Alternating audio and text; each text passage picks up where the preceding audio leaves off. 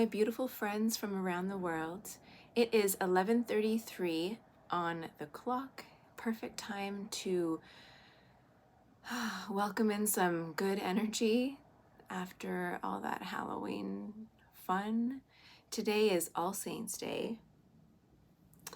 And so I haven't looked too much into it, but to me it just sounds like let's now, after the veil between the darkness and the light is closing, I suppose we could say. Let's now get in touch with the angels, our saints, the saints, patron saints, ascended masters. Let's see what your angels have in store for you or what they want to talk to you about. God, your angels. Let's see. Thank you for being here with me. I'm Carolee, and I help to bring you clarity through life's toughest challenges and greatest joys. If you're new here, welcome. And if you're returning, welcome back. Thank you. Oh my goodness, you guys. If you have been watching me the last little bit, 1, 2, 3 on the timer, I've been channeling something pretty dark recently. And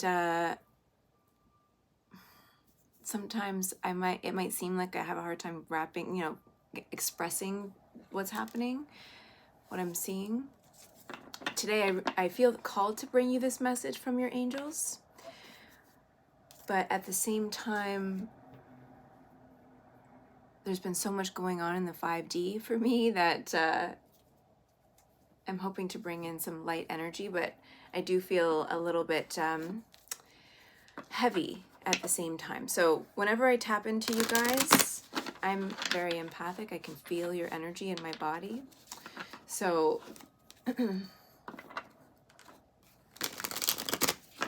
yeah, but I promised God, I promised you, myself, my angels, my spirit guides, especially Archangel Michael, who's like, it's about effing time, Carolee. He's just like, been trying to get you to, really commit to this for a long time. And I've had to go through a lot of my own dark nights of the soul in order to reach this point. So I know that I do promise that I will be talking about my experience going to the church and sort of some realizations that I had about following our own intuition and spiritual truth. I'm formulating the message that I want to put out to you guys for that, because it's not so much a tarot reading, it's more of like a spiritual lesson, right? Because Michael and my guides are saying, you're not really a tarot reader. Like, this helps me clarify the messages that I'm receiving. But it's more about guidance and being that guide. And but to connect with all of you guys in different ways, I use the tarot to really understand and kind of like peel back the layers of what I can already sort of feel. I don't know why I'm telling you all of that, but I guess it's just sort of like, how do I work? I don't know what I'm doing. Okay, I am going to post some. I haven't picked the piles yet. I just wanted to shuffle a bit. So 6 of Wands, 6 of Wands, 6 of Cups, 4 of Cups. Just by talking about that message. 6 of Cups. I don't know why I need the Judgment in there. What else is in here? 3 of Cups, 4 of Wands. And I'm hearing harmony. I think a part of what I'm trying to do is to bring you into balance, into harmony with yourself, with your spirit guides, with your heart, with God, whatever you consider to be God for you, your higher power, your higher being, your inner self, your heart, your, everything that you are is God. So it doesn't really matter what you technically believe, like the technicalities, because the technicalities that we've created in order to make sense of God and our lives and the world and our purpose here, because it doesn't make sense. I used to think, okay, so we're born and then we die and we just fill our lives with a bunch of stuff. Like, that doesn't make any sense. Like, why? just like it doesn't make any sense that we would be alone in the universe. Like our planet is the only one that can create life or harbor life. Come on now. That doesn't even make any logical sense if we're looking at Aristotelian like logic. Like doesn't the natural world, natural human law makes absolutely no sense that we would be the only things here. No. All those alien revelations. Ooh, aliens. Like, come on. You thought that, like, why are people surprised? I'm so surprised continuously at how surprised people are about what happens when these revelations come about what's going on in the government and what's going on in the world and all this stuff. I'm like, are you serious? Then I have to remember, like, oh yeah, you have this gift of sacred sight, and it's taken me a long time to really embrace it and to realize, okay, yeah, like what I'm seeing is real. What am I doing? Okay, I want to pull cards for you guys. Okay, so I'm going to use the White Light Oracle deck to give you a pile selection. I know not everybody loves these like long intros, so if you ever want to skip it, I put the pile selection, like just so you can see the image right in the description box, so you can skip this. I'm hearing jibber jabber that you might not care about, but I'm tired of filtering myself, you know, editing, filtering out all this stuff. I don't want to anymore. I want to live in truth. Be truth, spread truth and love and understanding, you know. Okay, whew. Pile number 1. Let's see. What is pile number 1's message from their angels? That's too many cards. I just want one card. No, Spirit. Just one for pile 1, please. Oh. Number 24. So number 6 could be significant. Alpha of, is it Alcyone? Alcyone. I don't know. There we go. Pile number 1.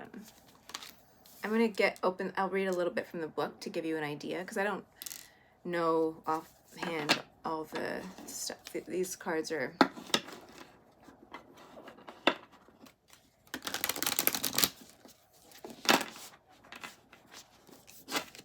well researched, as all of Elena Fairchild's book decks are books. A lot of information that I can't retain in my brain. So, okay. Pile number 2, 28, epsilon modulation. Epsilon modulation. Oh, nice.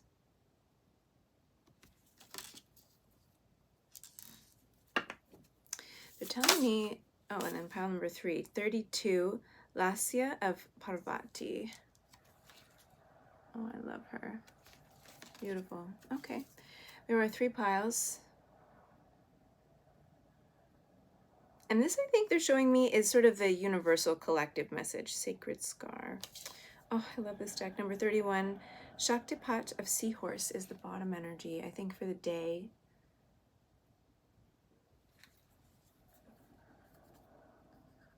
The golden ratio spiral there. Everything has a purpose. Everything has a meaning. Everything's integrated. All of your experiences, the people, even though it doesn't make any sense all the time, it's all interconnected. We learn so much. Like one incident can reveal so much about you, other people, your path, your soul, your experiences, your wounds. Like, it's amazing how it works if we're willing to pay attention to it. Okay, so I will show you the overhead shot of these pictures, and take a deep breath. When you're ready, go down to the description box, and the timestamp for your pile will be there. Thank you so much for being here, and I'll see you in your reading.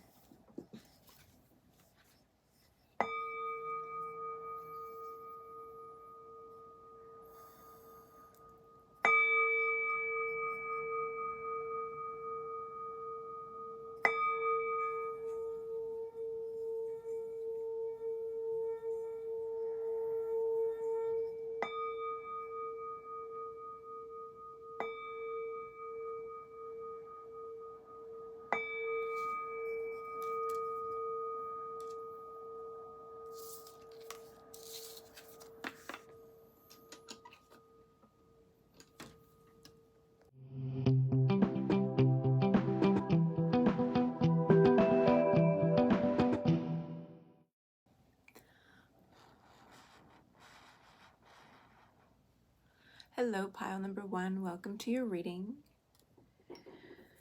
Whew, there's so much feminine energy coming through today. It could be just this pile. I think it might be, but a lot of divine feminine energy here. Look at this beautiful card that you chose.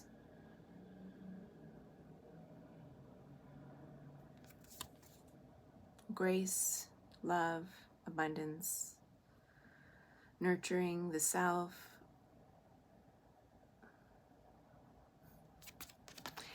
letting go and letting God, receiving love, I'm hearing, allowing yourself to receive love, learning how to receive love. That's challenging.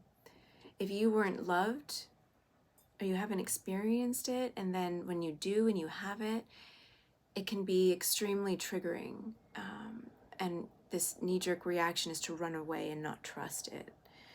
Even when it comes to God's love, angels' love, friendship, it can be extremely difficult for someone who has experienced significant abuse or attachment deficits from their primary caregivers or parents. All that wounding, anything that safe love feels unsafe to the nervous system. And that's why I feel like so many of us, including myself, we struggle or have struggled accepting love or learning, even being able to recognize what love actually is when it's offered to us. And then, not seeing red flags in people because those red flags feel really comfortable because that's what we're used to, the toxicity, codependency, and that feels normal. We can deal with that. I can deal with the drama. That's easy. Peace, on the other hand, for the wounded is not easy. It takes a lot of time and energy to overcome the natural instinct that you have been conditioned to have of I need to fight. I need to fight to be seen. I need to fight to be heard. Everybody's against me. I need to protect myself constantly, right? And the people that I love are out to get me because that's what it felt like as a child. And so when someone comes into your life who actually really loves you and wants to support you and pushes you to be the best version of yourself, and to really take care of you in the right way, that can be very uncomfortable. So in the book, number 24, so 24 could be a significant number for you, or 6 as well. And I think that this also has a lot to do with shifting the mindset as well with the number 6. 6 is about thoughts manifesting, whether it's good or bad. I don't like to classify it as good or bad, but it's more like a conditioned state of mind that you have to break free from. But in order to break free from it, you have to recognize who you actually are and what it is that you desire and want and deserve, and that all of your desires, you're worthy of those things. But if you're stuck in this state of fear and anxiety and pain and worry, and everybody's going to hurt me, then your subconscious looks, that's like an unconscious bias. Your subconscious looks to confirm that unconscious bias through your experiences and your relationships. So you can, your body can feel safe knowing I was right. I was right that you were going to hurt me. I was right that you're against me. But sometimes we create those own situations so that we can prove that love doesn't exist, or that it hurts, it's painful, or whatever that is. And then you just keep repeating that same pattern over and over and over again. It's compulsion repetition, where you have this inner wound that wants to be resolved, but in order to resolve it, your subconscious tries to bring it to your awareness through experiences, through people, repeating the same things over and over again until you can see what's going on. But that level of self-awareness, sometimes we need to go through major tower moments in order to be aware of that there's something not right, and that we are the common denominator in these situations. Why do I keep why do I keep heading into these abusive relationships? Why do I keep letting people down? Why do I sabotage myself constantly? Why do I keep taking these jobs with these people who are narcissists and abusive, these abusive work environments, and yet I feel driven to please them even more? Why do we do that? It's not just in relationships that these compulsive repetition, these patterns come out. It's in workplaces, friendships. It's unilateral, they're saying, like throughout your entire environment, even the state of your home sometimes, right, can be a good indicator, or can help you understand maybe some of the internal processes that need tweaking. Anyways, number 24, Alpha of Alcione. I think that's how you pronounce it. Alcione. A positive twist of fate and a windfall of good fortune are destined for you. Brightness and hope will alleviate negativity and give you the strength to find your way through a time of adversity or challenge. Finally, you will experience peace, love, and deep connection with your true self and the universe. Good things are on their way to you. I'm not going to read the whole message here. I'll just read one.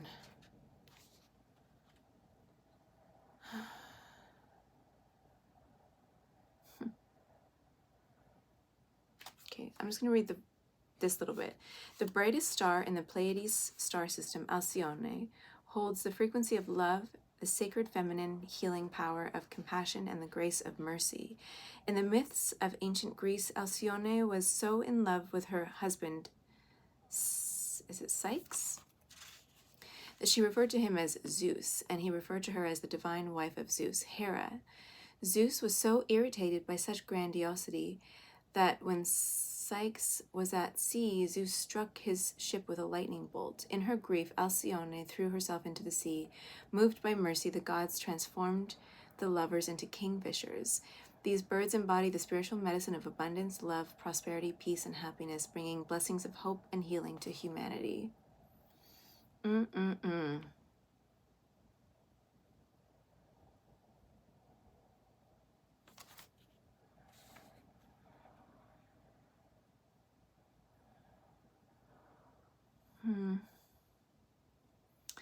Man, Zeus was like a meanie. Hello. Mean. Come on, jealous. If I can't have it, nobody can. Like, come on now. But you know what? It's like when people have never experienced true love and they hear of it in the world, there's this inner wound that says, like, it feels crushed. Like, why not me? How come I want love? You know, when I was little, I used to cry to my mom's friends. Like, my mom doesn't love me. She doesn't hug me. All of these things. Like, I was so sad all the time. I was sad. And I never felt like I mattered. In fact, I thought that I destroyed my family's lives just by being alive. Like, I carried that burden with me for years. I felt like empty. I felt unseen, unheard, right? And when you see your friends, like as a kid, I'm thinking myself as a kid, you see your friends being loved by their parents. This is sadness, right? And you're like happy for them, but you also are so jealous. Like, how come I don't get that? How come? And then if that kind of festers inside of you, that'll lead to this like jealousy and hatred of other people later in life in many different ways. But if love is particularly like true love and passion and soulmates connections, if you hear of it or you see it somewhere, it might really aggravate you on the inside. Like, how come I don't have that? How come I can't have that? Because we deeply crave love. That is the energy, the vibration, the frequency of creation, of abundance, is love. Gratitude, yes, but love is more powerful. Love brings you to gratitude. So, manifestors, manifesting coaches talk about that, tapping into that heart center, tapping into love, tapping into the energy of creation, which is the energy of love. And gratitude helps to get you there, but love is the most powerful thing. in the entire universe. And some people who didn't experience that will hate love, the opposite, the law of polarities. They will hate it. 11:55 on the clock. Hate. And the hate is just this mask for feeling extremely left out and wounded and sad. So someone with this card, somebody might have tried to tear you and a partner apart, maybe? I'm getting like that Zeus, like the true Zeus, who hated on Sykes for the love that Alcyone felt for Sykes and that passion, you know, that I'll love you to the end of time kind of love. And this Zeus character here hated that, jealous, angry. Like, I will smite you down, I will tear you down because I don't have that. I deserve that. I want it. Take. It's the energy I'm getting. Somebody, this isn't for everybody, right? I've been channeling a lot of this stuff recently, and it's like there are some nasty people in the world who, like I was saying in my last video, one of the piles, trauma from our childhood or from whatever, you know, is never an excuse to tear others down, to hurt people, to act like a fool. But it is a reason. It does make sense if we think about how the human body gets conditioned and how it reacts in the fight or flight, you know, response, fight, flight, fawn response to stimulus, after it's been sort of encoded in you to maybe be more hypervigilant or be jealous. And I mean,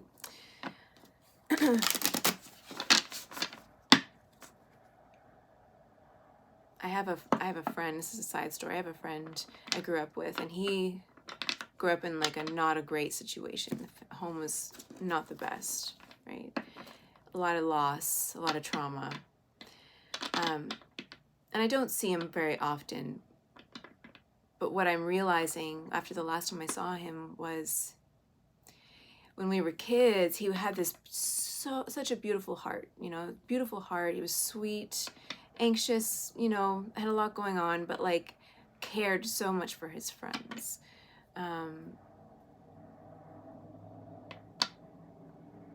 And now that he's older, that conditioning from childhood, the stuff that he witnessed, the things that he was a part of in his home, he is now the perpetrator.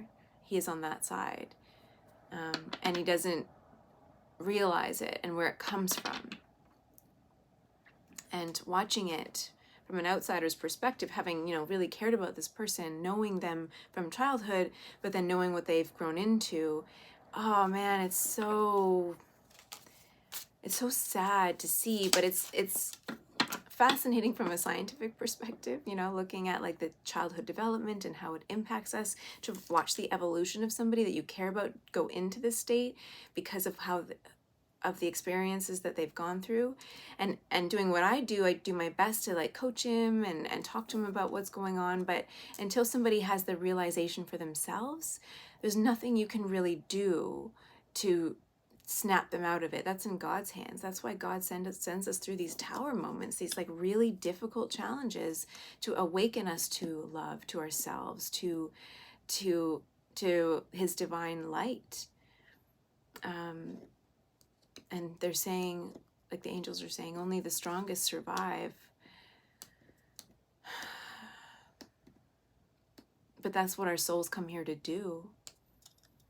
And we don't always learn that lesson in one life. Sometimes it takes many lives. And we all get to take turns, you know, playing different roles.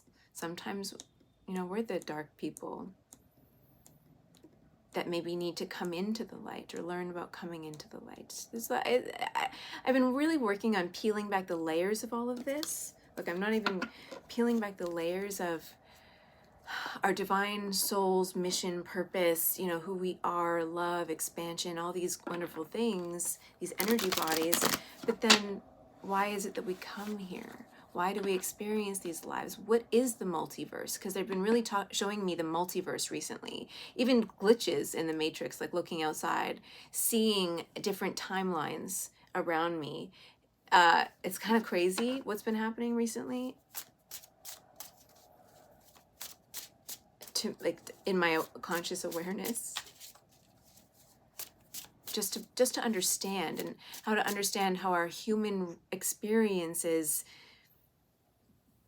shape us, and like how we have freedom of choice, and yet we have this path, this fated experiences that lead to these awakenings. Like, how is all of this intertwined? It's just fascinating to me. Like, what they show me sometimes is the darkness.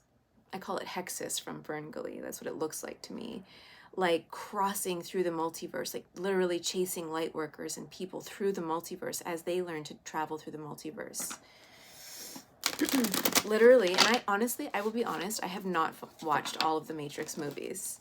I fell asleep. I keep falling asleep through them. I don't know why. I've never been able to really watch them. And yet I can see it all in my mind's eye. And I'm like, oh, this is like the Matrix, even though I haven't really watched the Matrix.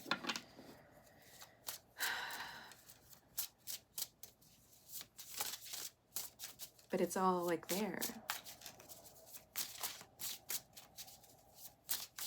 Okay, pile number 1, a message from your angels. Your angels want you to know.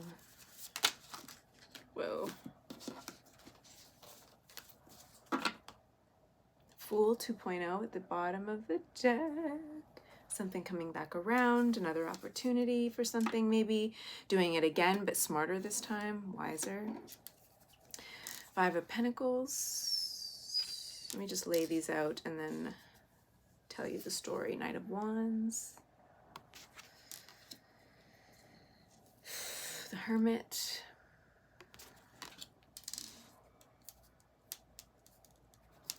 Page of Swords. And the Justice at the bottom. You could be getting news of some sort of justice situation, balancing, karma playing out. Moving from a state of, so the overall picture here is like moving from a state of lack, a mindset, we were talking about mindset, a mindset of lack, to this state of balance with the Justice card at the end here.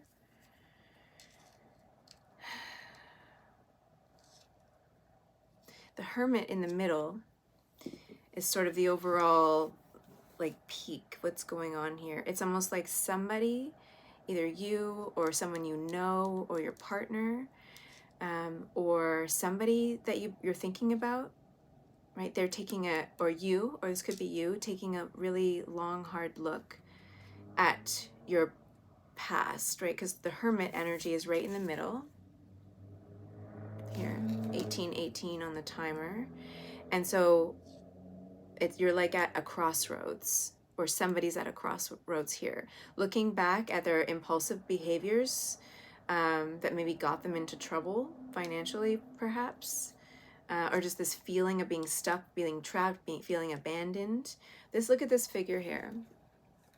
Okay, there's this little panda bear. Oh, so cute. In this sort of prison, but the window's open, right? The window, there's no bars on the window. There's this, I'm hearing the Great Escape. I don't take that as it resonates. There's this window out there and like tree branches, like pandas climb trees, so why not just climb out the window, right? But feeling trapped, feeling stuck, not seeing clearly, not seeing the out, I'm hearing, of something, of a situation.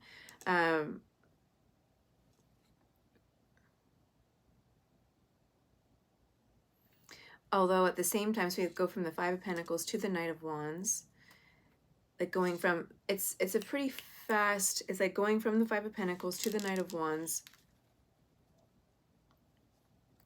This like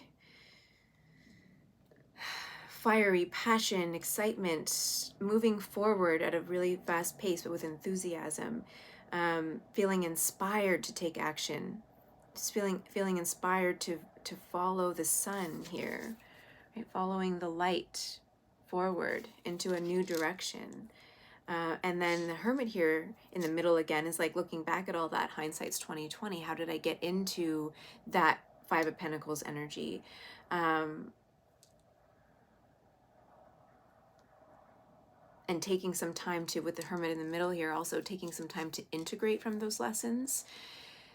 When we do go through this leveling up, ascending, expansion, awareness, enlightenment, whatever it is, there's a need to pause in between what you just went through and then your next steps moving forward, because your body and your brain, literally, your soul already knows, so you don't really need to work too much with it, but your human self, your body and your mind need to integrate. It needs time to process and embed in your cells. And this does, technically, yes, it can happen instantaneously, but but your neural pathways take time to prune away, right? Or to rewire. It takes time to rewire your brain. And so you need some time in the middle to sort of integrate all of these experiences and what just happened that you were going through. Like, whew, I'm seeing somebody like run, when you run, and then you have to like stop, take a breath, and like, okay, and really refocus on what it is that your objectives are, given what you just went through. Okay, what is it that I just went through? What am I supposed to learn from that? What am I not seeing? What can I see more clearly? How can I grow? How can I learn from this situation? Which is all part of the integration process, okay? Like, what's going on right now? Because the more you take time to integrate from these past experiences, the better you'll be able to cope with situations that arise in the future that are very similar to what you went through in the past, so that you don't fall back into those same impulsive behaviors that led you into like really dark places and doing silly things that weren't for your highest good. So the integration time is really important in order to change not just your behaviors and your thoughts, but like change your nervous system, rewire your brain so that in the future you don't require so much energy to make changes. Because initially, when you have been traumatized or something has happened in your life, and especially at a young age and repeatedly, right? Complex PTSD, like the length, like having to stay stuck in a situation for a really long time can be more destabilizing for your nervous system, for your body mind. So what was I saying? You go into this new phase, right? It takes time to learn. What happens is when you become conditioned from childhood to behave a certain way, think a certain way, feel a certain way, believe certain things, right? They form these neural circuits of like, this is reality. This is my reality. This is truth to me. But your truth is only a projection of your experiences that conditioned you. So how can you reshape your truth? What is true, right? And what do you want to be true? And that's where that point of, okay, I can create my life, but if you've been conditioned to live a certain life, there's this phase of needing to decondition from what you've experienced so that you can recondition your body, mind to think, believe, feel, react differently. And that requires a lot of energy initially when you start the process, and you can be very tired. And there's reasons, biological reasons for that. If you're interested, you can look into like the polyvagal theory, to learn about like your window of tolerance and like the energy in your body and what the stress, fight, flight, freeze, fawn actually is doing, like what's actually happening biologically in your body. It's really important to understand so that you're not just thinking, oh my God, I'm so stupid, what's wrong with me? There's biological reasons that you react really negatively or strongly to impulses or to stimulus triggers that go on in your environment. And it's not always conscious until you can become conscious. And you can't become conscious until you're regulated, until you like can relax into your body and really start to focus on what's going on around you and how it's impacting you. Like that's a big lesson.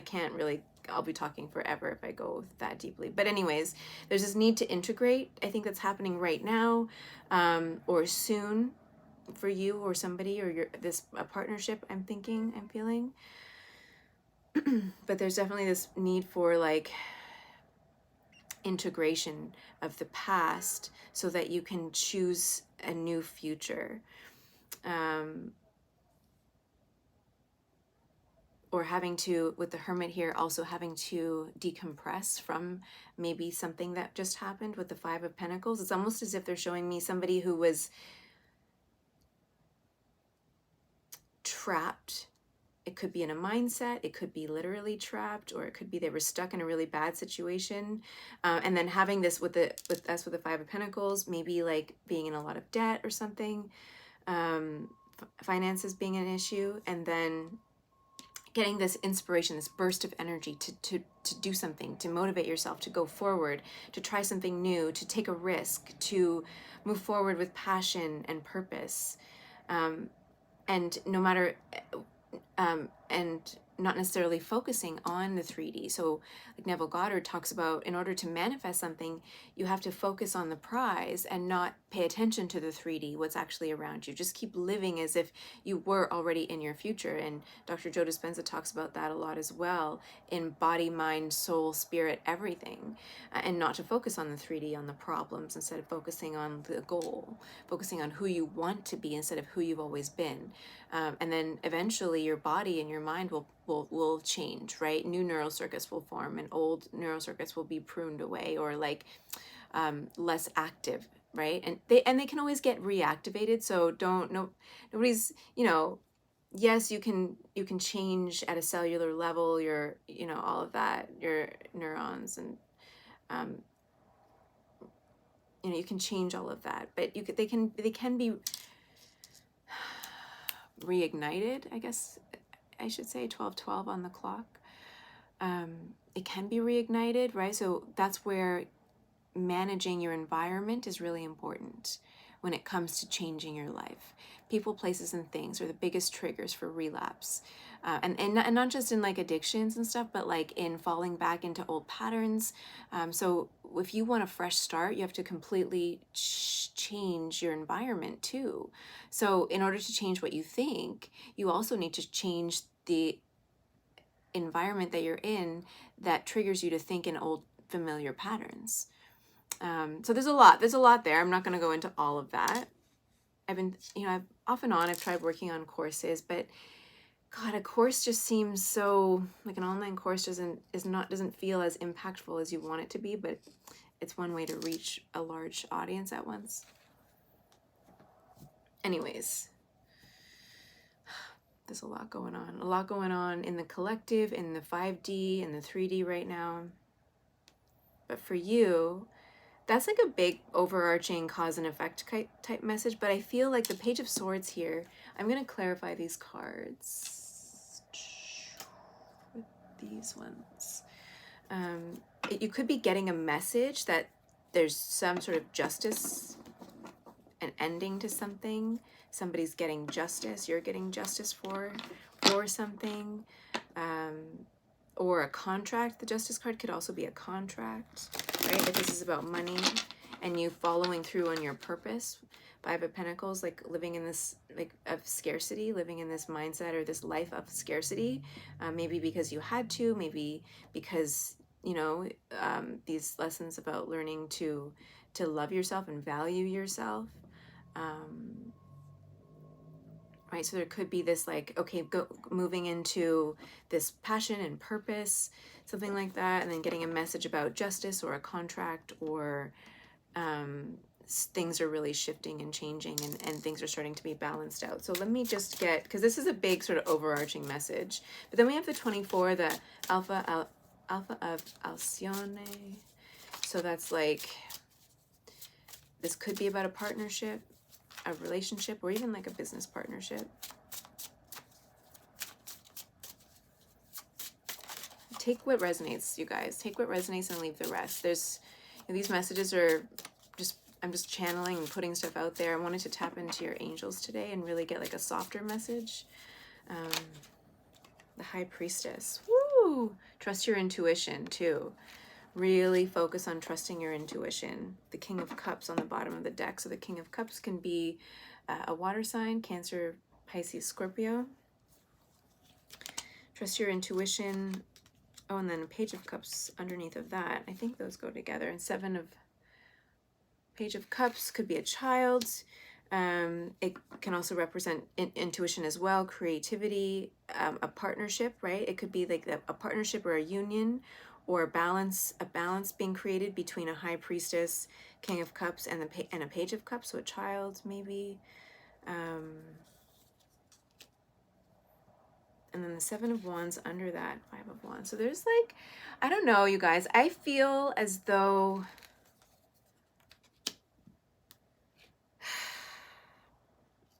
the 5 of Wands underneath,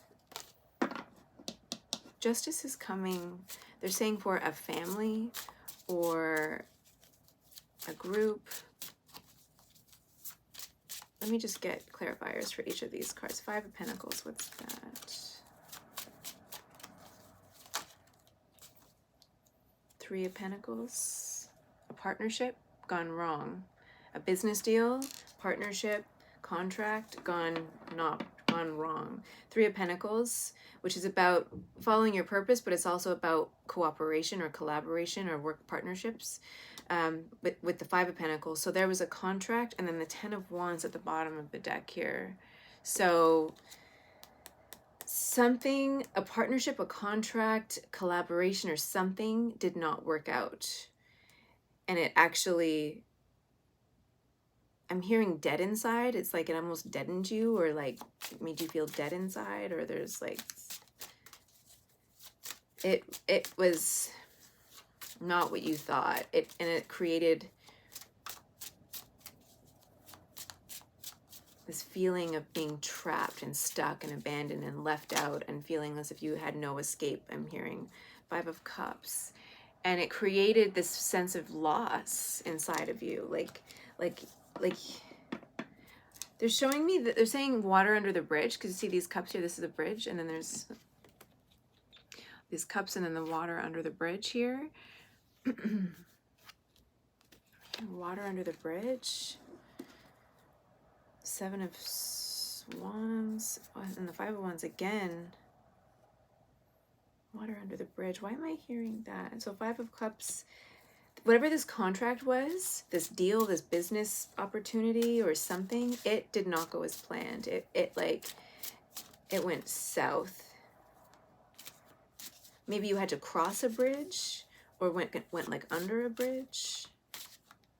I'm hearing the Brooklyn Bridge. Maybe the London Bridge, but I'm hearing the Brooklyn Bridge.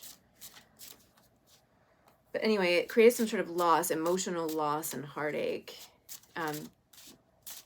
Like you, yeah, 5 of Pentacles and 5 of Cups.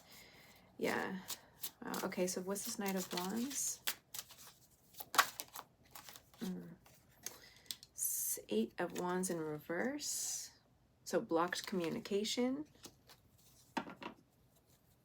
Not being able to move. The Empress. Oh, and then the Hermit. Oh my God. Okay, so the Empress just popped out. So you weren't able to communicate with an Empress like you really wanted to with the Knight of Wands there.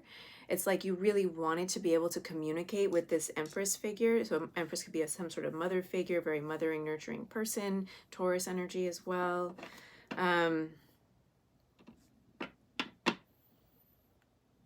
But with the Knight of Wands up right there, it's like you had a lot of passion for this person, a lot of excitement, like you really feel very passionate and like I'm hearing enchanted, like an enchantress or like enchanted by this person.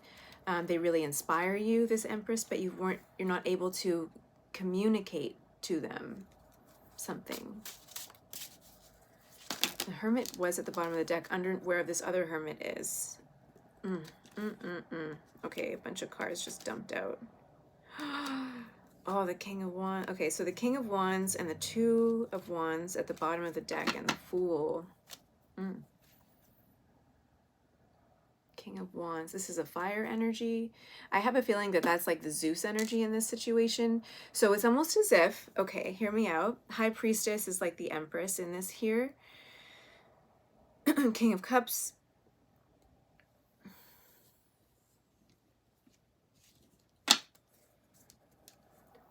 Yeah, so it's like King of Cups is Sykes in the story. 444 3444 on the timer. This is definitely from your angels. This is definitely a message from your angels. There is like, holy sugar. I think freedom, I'm hearing freedom is at hand. But anyway, so we have the King of Cups, the High Priestess. So the High Priestess could be, and maybe the Empress as well, the Alcyone. Zeus is this King of Wands character, this jealous, controlling, if I can't have that, nobody can. Really dark, sinister energy. This is somebody very manipulative, likes to manipulate people. He likes to try to control people. It's like a game of chess they're showing me. And honestly, Spirit's like with the Justice card there, Spirit and angels are like, checkmate, checkmate, tart. Checkmate on the tart, I'm hearing.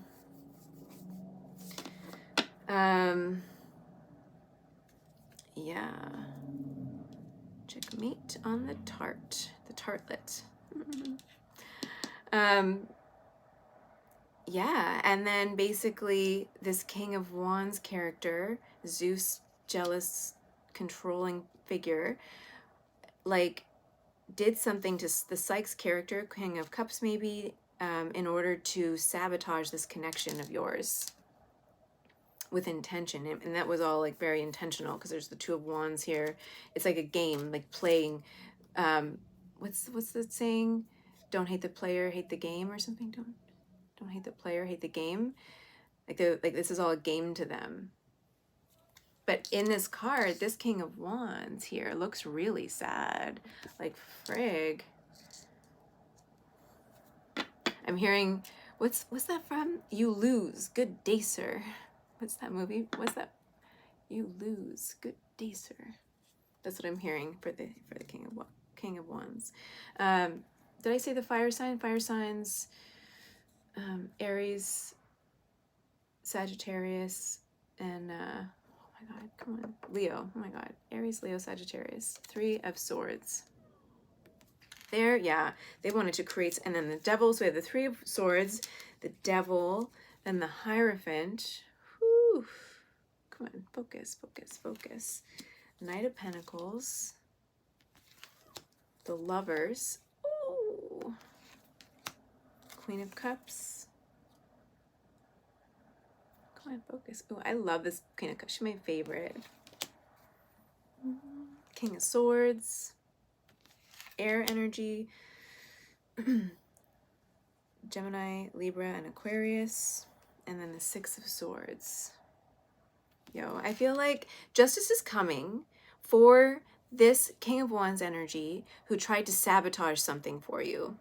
He tried to really hurt you with the Devil energy here, obsessively hurt you, obsessively hurt your connection, your loved ones, this mother figure or mothering energy here, the High Priestess. Like, Queen of Cups is also a very psychic, intuitive person.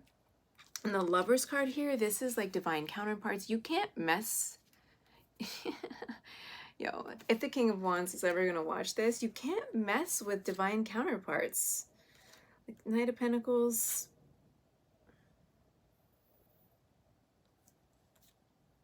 The Hierophant.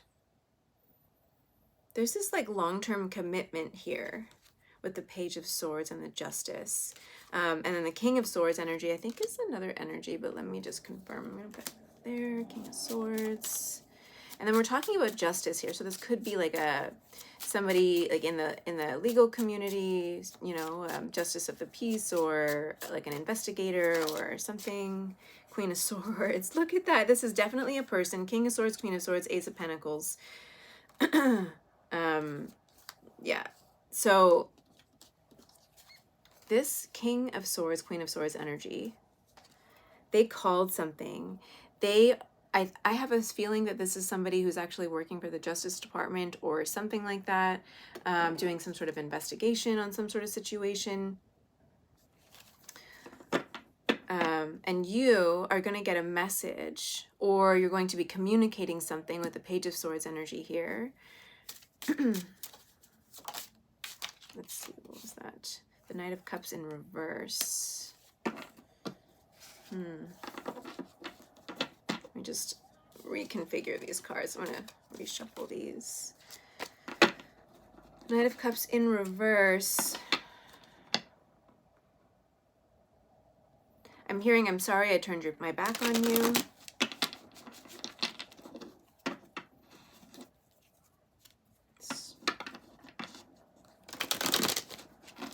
I'm sorry I didn't commit to you. That the Knight of Cups in reverse is somebody who's like kind of like a player, somebody who like is not going to take things seriously, really into the game and the fun and the romance, being charming and all that, but not completely serious, here for a good time, not a long time. But in the reverse, the Hierophant and the Lovers, and then oh my God, those just came out again.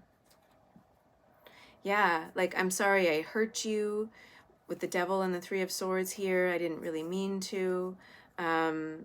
Maybe this person chose somebody else over you, or maybe this, if this is you, you chose somebody else and it took you into this wrong path.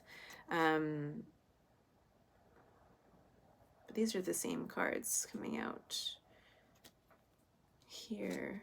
Page of Swords. I feel as though in the story, in the book here about this thing, the Alpha of Alcyone, she goes, like, after Zeus strikes down Sykes' ship and Sykes kind of drowns, then Alcyone dives into the ocean to be with him, to get to him. And then so we have the Lovers and the Hierophant here. So after the Devil energy, right, maybe the King of Wands or this situation, try to split the Lovers, this divine counterpart union, this soulmate, tried to split you up. The Devil, Three of Swords, right? The way here, this picture is of the Devil is holding these two lovebirds or doves apart. There's nooses, oh, come on, there's nooses around their necks. And the more they try to fly towards each other, the tighter the noose gets. So keeping them separate and trapped in their own lives separately, even though they're like trying desperately to like get to one another. But the Devil's like, nope. And the harder you struggle, the more you're going to hurt yourself and suffocate yourself. Which is interesting. And then we have the Three of Swords. So trying to bind you with those chains around this heart, trying to bind you to pain, to addictions, to compulsions, trying to make you into, it's like when I was talking about the King of Wands energy, trying to make people like him, because he has a hard time controlling his impulses, his compulsions, you know, and it's almost embrace them, like the darkness, embrace the darkness instead of using it to elevate. And is in this like really dark, like deceptive, manipulative energy. Like the eyes, when I'm looking at the eyes of this person, all I see is black, like just like the pupils are dilated and just like a sociopath. Like a sociopath. The World card, and then the Six of Swords here. So I don't know, something is ending about this situation, and I think you guys, you might even you might be traveling somewhere. With the Six of Swords and the World, you might be traveling around the world, traveling somewhere around the world. Going the distance, I'm hearing about something about going the distance, maybe with this union, because we have the Lovers and then the Hierophant there. And then under the Six of Swords, there's the Queen of Cups and the Knight of Pentacles, which is the commitment card, the long term, I want to build something long lasting with you. So this message does keep coming up, which is like after this like struggle, this test, this separation, these lovers, these divine counterparts are going to come back into union. Justice will be done, I'm hearing, the Hierophant. And with the Lovers and the Hierophant here, I'm also getting the two of you might be, and this is kind of a divine counterpart twin flame sort of reading, where literally I was listening to a reader, and I haven't looked into it myself, but the origins of the divine counterpart twin flame, because the twin flames were at one point one soul, but then somebody was jealous of the twin flame. Was it Zeus? It might have been Zeus. I don't know. I have to Google it. I haven't paid much attention to it, but like they was jealous of the twin flames and so decided to separate them. So now these twin flames are constantly like always seeking each other, trying to come back into balance. But then it's like the devil energy continuously wants to keep these two separate, because these souls, these flame souls, are so powerful, and they have this message to bring to the world of salvation and love, and the power of love, and the power of aligning with the self and aligning with both sides of yourself, the dark and the light, yin and yang, right? Like, this is unity. They represent, twin flames represent unity in the most divine sense of the word. Union, divine union. That's right. And they're almost, what they're saying is, they're showing me like they are almost heaven sent to give hope to the world. This unification with the self, with all parts of the self, in order to align with God, with the universe, with source energy, in order to become this master manifester, right? In order to create anything you want in your life, you have to be united. All parts of yourself need to be united in order to become that magician. Five of Wands, the world.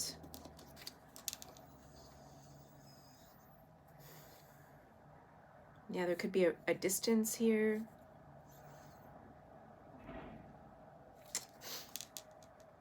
Someone battling to like close the gap, cross a distance of some kind. What's the Justice? Oh, Five of Wands, and again the world, the Justice. Five of Wands. What's the Justice card?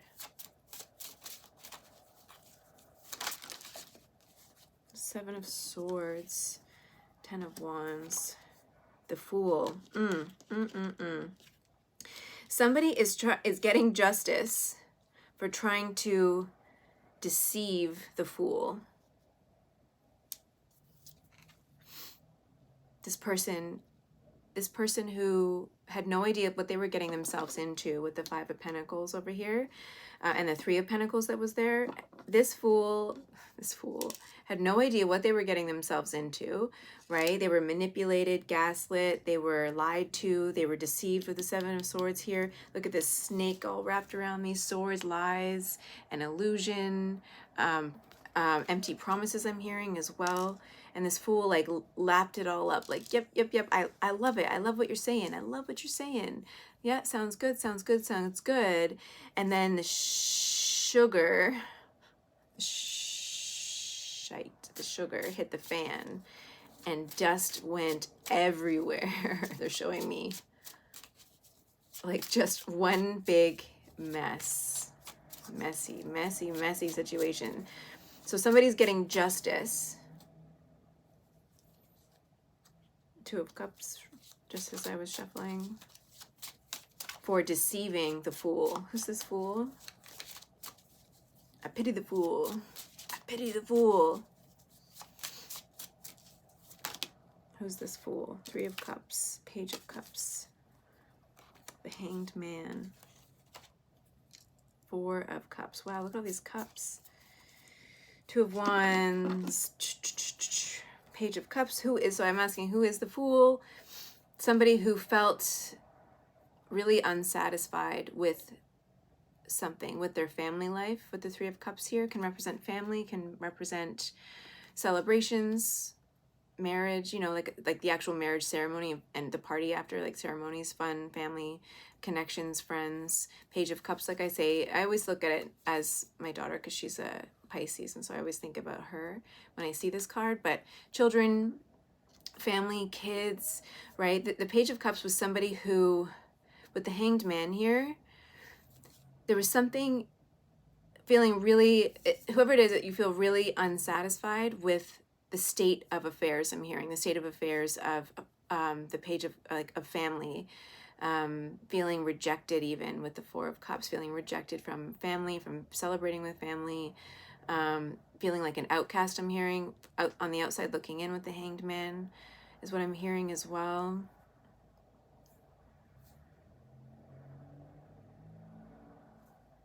So what this person did, this King of Wands energy, they're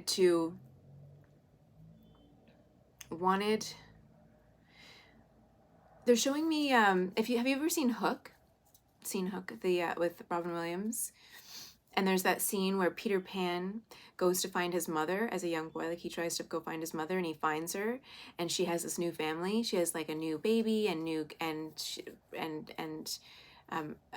parent, whatever. And he was lost, and they forgot about. And then he says, does he actually say in the movie, like, they forgot about me? And it's like the King of Wands wanted this to happen. Wanted this fool to feel left out, wanted them to feel like they were in the cold, like they forgot about you, is what I'm hearing. Like, they forgot about me. They wanted you to feel this way, this emptiness that they want you to feel this, because that's how they feel. And they can't stand how much the high priestess, the Queen of Cups energy here, the Empress energy, they can't stand, this King of Wands character cannot stand how much this person loves you. Like, they are twisted up in knots about it.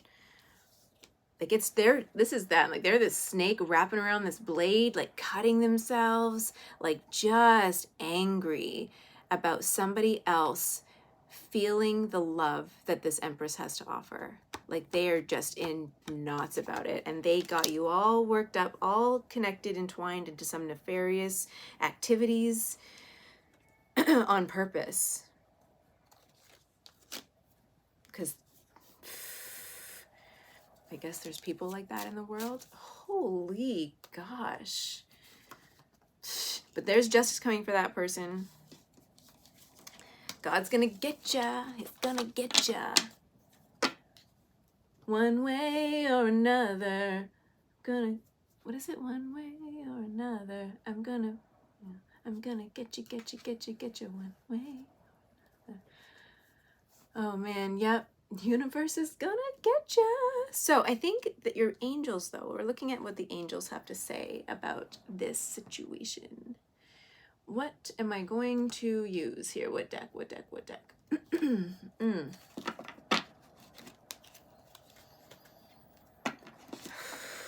Perseverance, I'm hearing. Hope. I'm hearing like they got your number or something.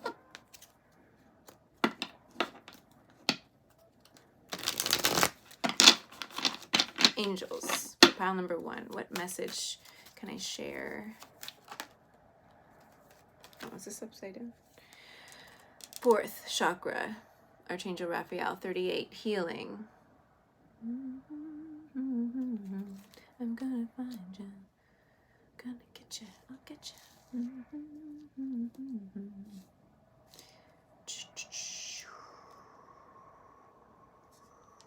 Man, if this is like,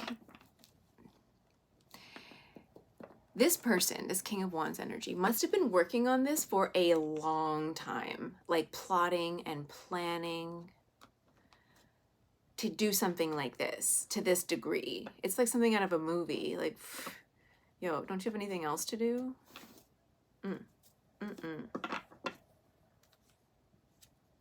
So healing, the Archangel Raphael is the angel of healing, a healer, and is here to help you heal your heart chakra.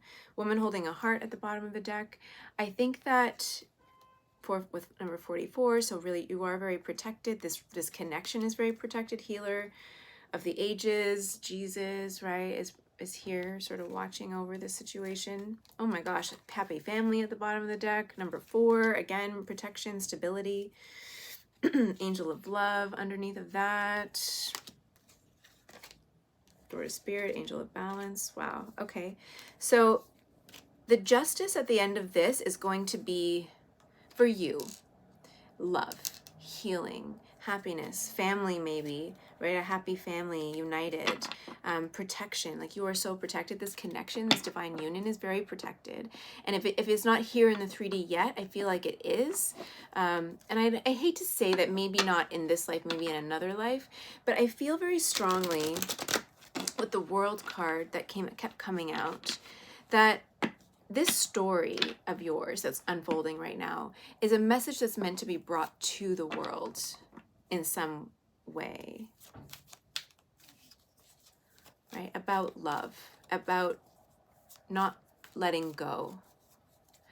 There's this addiction book that it's about interventions. It's called No More Letting Go, and it's about the different ways to intervene with an addict and what's going on, right? The different ways to get to them, and like the different stages. Okay, try this. If that doesn't work, then this and this and this and this and this, right? But the whole idea is that not just to, some people need to hit their rock bottom, right? But also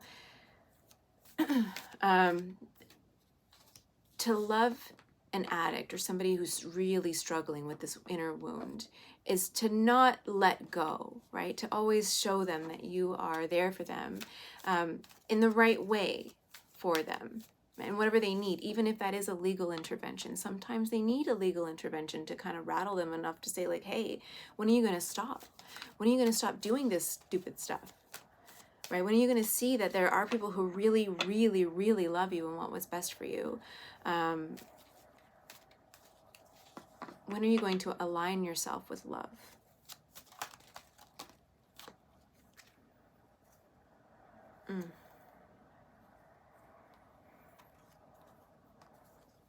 Yep. Okay, so I was talking about justice and sort of with stuff, but this is kind of like this. There's a woman holding a coin here, and this man holding a coin, and financial constraints here. And at the bottom of the deck, we have the man holding a heart. So these people lured you in, or lured this Sykes character in, King of Cups energy, depending on who you are in this situation, lured you in with promises of wealth, abundance.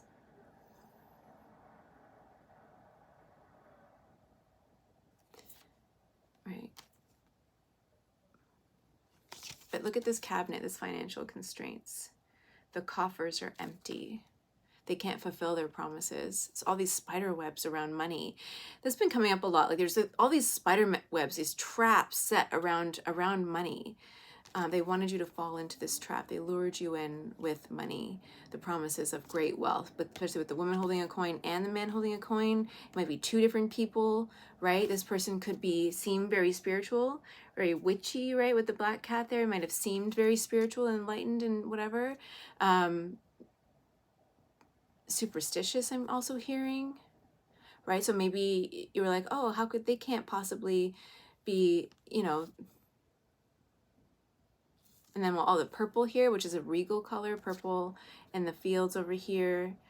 They might have dressed very well, put themselves up as like high level society, right? Something like that. But look at how tight she's gripping onto the coin here. Right? You want it, you want it, you want it, you want it, you want this. You have to do this for it. You want it, you want it, you want it, you have to do this first. Ugh. But inside their coffers, it's empty. Empty promises I'm hearing. Man holding a heart, and you're like, damn, this person here, King of Cups energy. I just want love. That's what I'm hearing. I just want to be loved. Like, the fuck? That's a whole other situation. Okay, so I'm not going to go on and on and on because these stories keep coming up. So whoever you guys are, you're watching this and you're watching this story unfold, right? Because it's going on in your lives, and you're coming back here because the energy just keeps popping up. This is similar stories.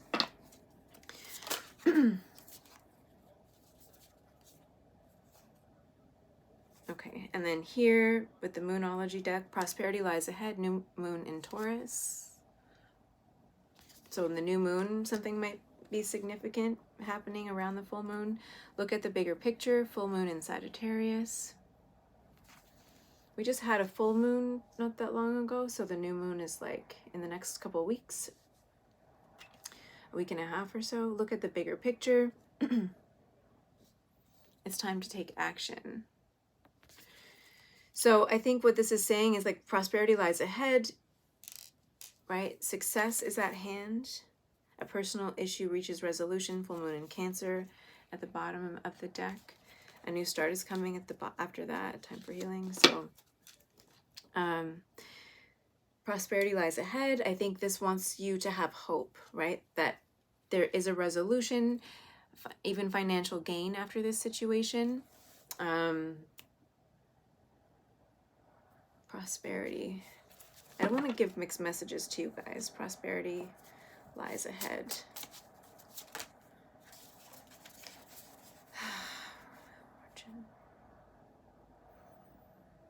Yeah, burping. As spirit's like, okay, there's, oh, they're like, there's not a whole lot else to say. Okay. Look at the bigger picture. Look at how the pieces are, they're showing me a puzzle of all the pieces fitting together. Look at the big picture. Look at the pieces falling into place or how they've fallen into place. You have to be more objective in your life. You have to look at people for who they really are, how they show up, the actions that they take, that follow through, not just the actions, but how they follow through, the evidence about who they are, right? That's really important. Look at all of it. Look at their motivations, right? The people in your life, the motivations. What are their motivating factors? Like you really have to start to be more objective, I think. If you are this Fool energy here, King of Cups, right? King of Cups with the man holding a heart is like, wears his heart on his sleeve, is kind of not necessarily gullible, just wants to believe in the best in people. So you end up getting manipulated or taken advantage of by the wrong people because they know how to spin their webs. They know how to manipulate people who are vulnerable and who need their help, or who are spiritually lost, right? That's what the devil does. He looks for people who are spiritually in a spiritual deficit and pokes at their wounds to get them to do what he wants. And those spiritual deficits a lot of the times come from childhood wounding. So there are people who will take these challenges and rise to the occasion to become their best selves. But sometimes we need to go through a lot of trials, a lot of falling down to get to that point. But that is the mark of a great leader and a great spiritual warrior, somebody who's been into the depths of the darkness and has come out the other side able and ready to tell their story. Look at the bigger picture, yeah. It's time to take action. So either now or soon, action, you'll have to take some sort of action in order to shift and change this situation. This is coming right under the Page of Swords, so I feel like with the Queen of Cups person, Empress person, there might be a conversation that you need to have, an honest conversation with that person about what happened, how it unfolded, and what it is that you are actually looking for. Or, right, like, I don't know. That's I'm not going to go too much more into any of that because we got to move on to the next pile. Anything else? One piece of advice from the Work Your Light angels. Some sort of advice for pile number 1. I'm hearing hope. Have hope. Hold on to hope, they're saying. Keepers of the earth, you are not alone. Ancient ancestors stand beside you. So you might feel, if you're in this 5 of Pentacles energy, you might feel really alone, but there's spirit guides all around you. There's eagles. Okay, in this picture, there's eagles. There's some ascended masters over here. Earth angels.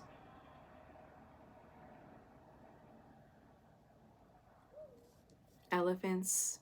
I don't know if those are cheetahs or jaguars or something, some sort of big cat. There's wolves here. Someone's praying for you. Here with this figure here. Somebody is praying for you, and ancestors are listening, and they're trying to help as well. Supporting you, guiding you. And then at the bottom of the deck, don't dim to fit in. How are you dimming your light in order to fit in? You're not in the right environment, hun. Like you know, and it's like, because you're not seeing yourself, your heart, how incredible of a human being you are,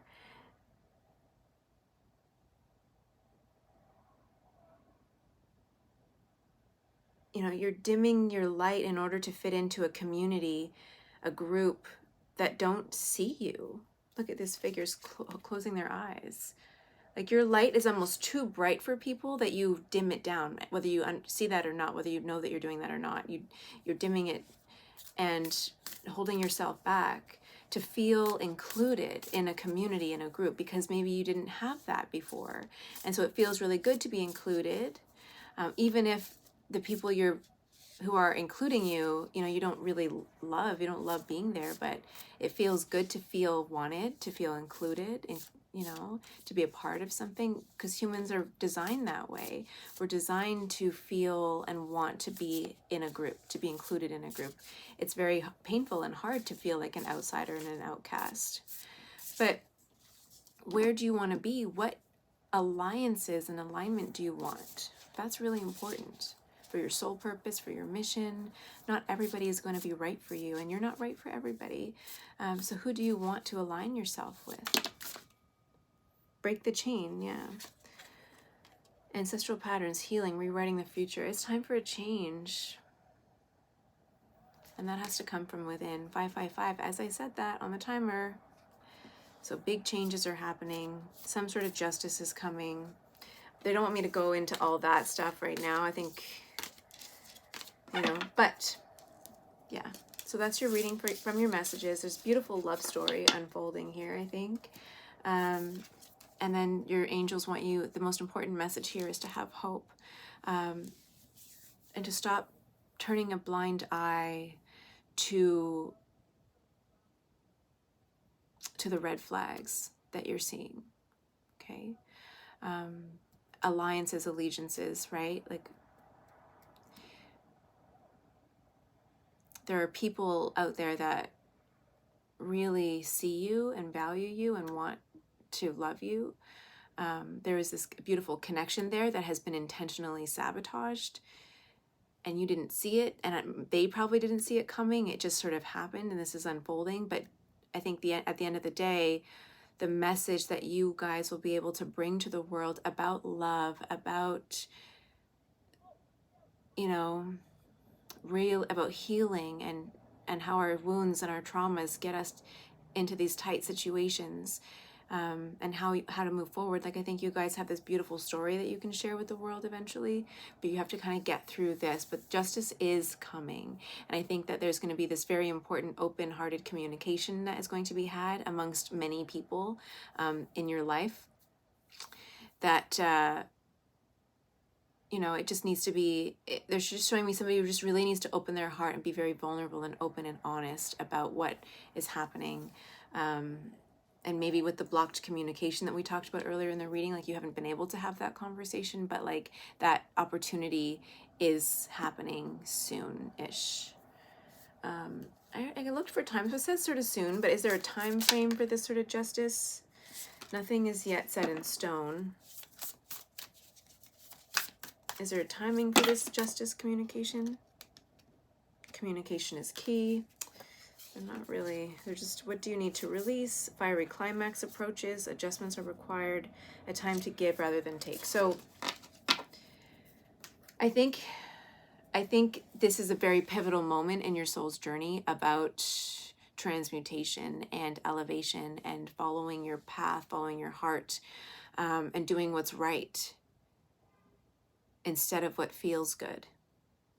Because what's right will feel good, even if it doesn't right now. Does that make sense? It doesn't feel good maybe because you've been conditioned to be in environments that are very toxic. And so when you do the right thing and be vulnerable and open and submit to and surrender to God's plan and to your inner blueprint of what you're supposed to be doing here, when you submit to that, it might not feel that good, but you know that it's right. So following your heart is very important as well. And with that, pile number one, thank you for being here. I hope you enjoyed this reading. Give it a thumbs up. Let me know, comment, let me know, tell me your story, or, oh man, subscribe if you're not already subscribed to my channel. These messages keep rolling out with the heavy stuff, heavy hitters. Oh my goodness. All right, well, sending you love, and you're worthy of love. You're worthy of true love. So stop aligning yourself with these people who have nothing to really offer, right? What do you want your life to feel like? What do you want it to look like? Who do you want there? Figure that out and go after it with all your heart, mind, body, soul. All right. Talk to you soon. Bye.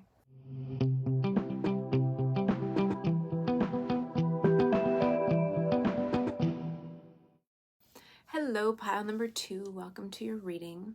I just adjusted the camera's brightness. Oh my God, that's so much better. It's like pile 1 was shrouded in this mystery and darkness. Pile number 2, look at the love. Look at the love shining through.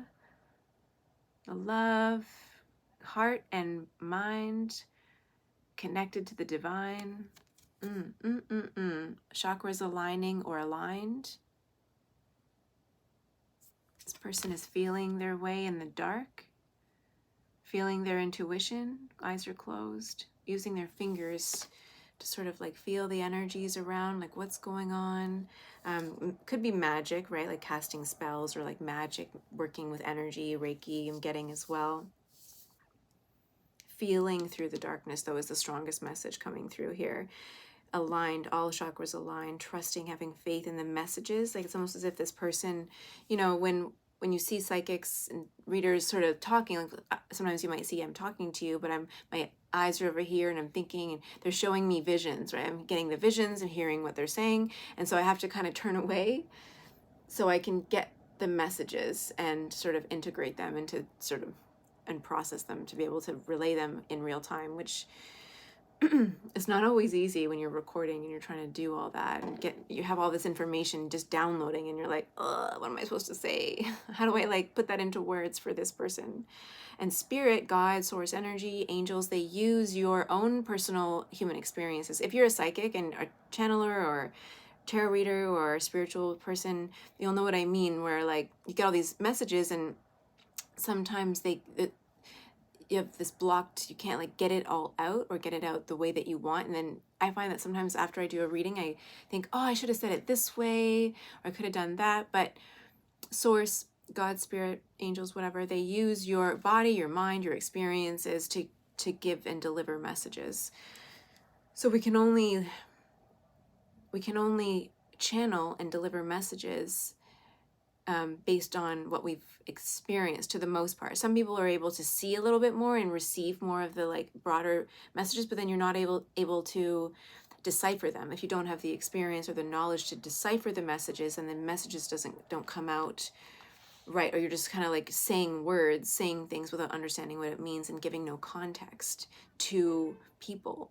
And that's what people need right now, is context. I find that Abraham Hicks is amazing, but to a lot of people, especially the trauma community, people who have suffered a lot of wounds, it falls on deaf ears. There's no context, not appropriate for people who are suffering with inner wounds. It's very disconnected. It doesn't make any sense. It feels more challenging. So that's not everybody, but there are some people who take in these messages. Even Tony Robbins, where you go to I've been to one of his things before and workshops and did the fire walk. I did it, and you go and you're like, oh my God, this room of all these people, they look so inspired.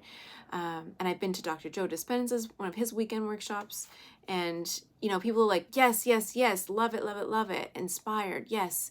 But then that high that you get from attending these things doesn't last, right? They're not fully integrated into the self. And so it gives you this high, but if there's no follow through from what you just learned and you don't practice the things that these people are teaching on a regular daily basis, it doesn't integrate into your body mind. And if it doesn't integrate into your body mind, then you'll lose it.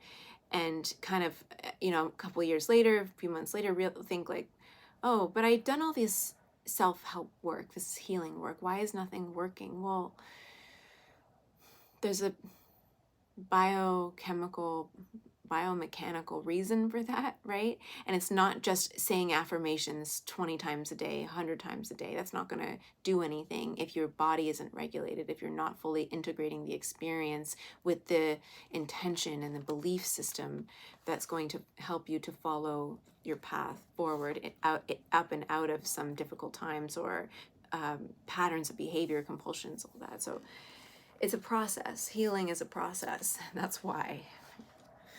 Okay, so you chose card number 28. We talked about that. I'm going to read just a little bit. Not the whole chapter, is too long, but gather your energies and go within to regenerate. Let your actions match your inner rhythms rather than trying to force yourself to keep pace with external cues. Commit to your own natural timing and pace. As you ground and connect to your center, you will realize your spiritual power to be at cause in any situation of concern. You have such goodness and light within you. Let go of shaming or blaming. Embrace the spiritual beauty within. Reaching inspired spiritual heights requires commitment to developing powerful deep roots. And mature, and that's the integration there of like experiences with your heart and your soul, purpose, the divine, God, all of that, integrating all of that with the painful experiences that you've gone through, and then with the intention of where your soul, where your heart wants you to go. So it all needs to be integrated in order to be able to move forward on this spiritual path and up and out of this challenging time that maybe you're in right now or have been in. A mature creative offering takes longer to produce than that which is ephemeral and swiftly supplanted by whatever is next. Okay, I'm not going to go. I love this deck. It's beautiful. It has some really insightful messages, but unless you're like, you study spirituality and the literature and all that, it can get a little lost in translation. Okay. What's going on? Angel messages. Oh, this deck first. Angel messages. Oh, I didn't cleanse your space before. You guys, losing it. Not on the ball. I guess I didn't really need to then. I think there's a cleanse is already happening or has already happened in your environment. Or you're feeling a lot stronger than you have.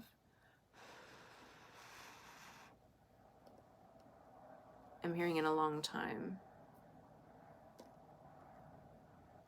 Yeah. I feel like maybe you are in this integration phase of having gone through a lot. And now you're taking a time out to really think what went wrong. What went south, I'm hearing. How did that go? How did that go south? Someone's like really confused.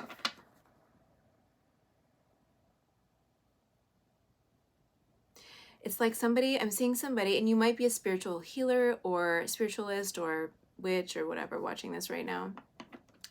Because they're showing me somebody looking at their crystal ball, but the ball is black and they can't see anything. And they're like, they're showing me someone on their mic, like, is this thing on? Or like Bridget Jones, trying to speak into this microphone and like, oi, like, will somebody listen to me? Pay attention. And then just wondering, like, why isn't this, like, not getting it? Somebody's, like, not getting it. Like, why isn't this working? Oh, maybe if you... All right, that's a whole other message. Like, maybe if you're somebody who's been trying to cast spells, practice magic, I don't feel any ill intentions, but I feel like somebody is, like, playing around with the energies, feeling into it, but, like, why isn't this working? Like, why? And this also kind of looks like puppets, like the hands, if you look, like puppeteering something, like trying to puppeteer a situation or people. Queen of Pentacles at the bottom of the deck, Page of Cups. But, so that's there. Orchestrating something. Conductor.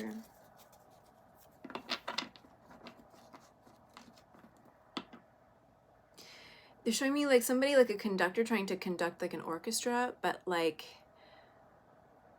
the percussion section is gone and so it's not working. It's like, why isn't this working? Like there's a piece missing,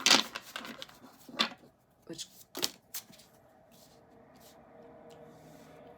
like you don't have all the information, or you don't have all the pieces.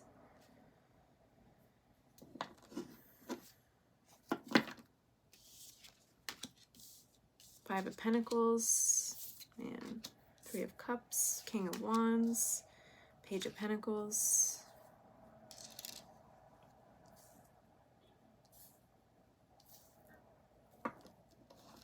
I didn't really ask a question. And then the Tower at the bottom of the deck. Oh, I'm getting this like anxiety feeling too. I'm going to keep the Tower out because that feels significant.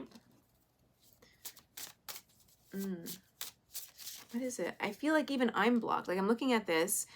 There's something that doesn't make any sense. It's like,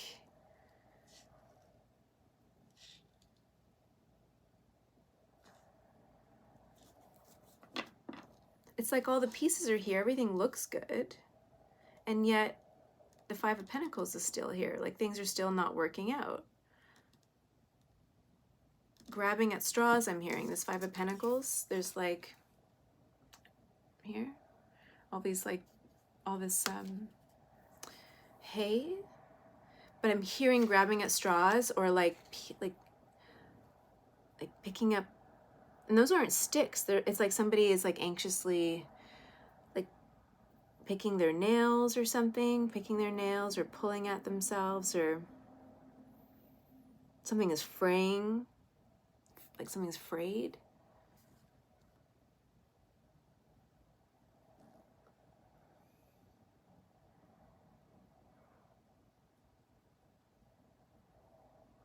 They're showing me something from Goofy, or Goof Troop, or whatever, where, is it Goofy? Because I'm hearing Goofy's voice in that yahoo when he falls, you know, like that, ooh, whatever, that, and, or like a cartoon, you know, when a cartoon character from old cartoons, like I watched, but like, are trying to climb up this rope, but then they get to the top of the rope, but the rope's not actually connected to anything, so they're not actually getting anywhere, and they're like scrambling, but then like and then they see the rope, oh, sugar, and then like fall down, and then I hear in like Goofy's like falling, like that was like, what happened? I thought we were getting somewhere, and then like falling down. That's weird. That's a weird message.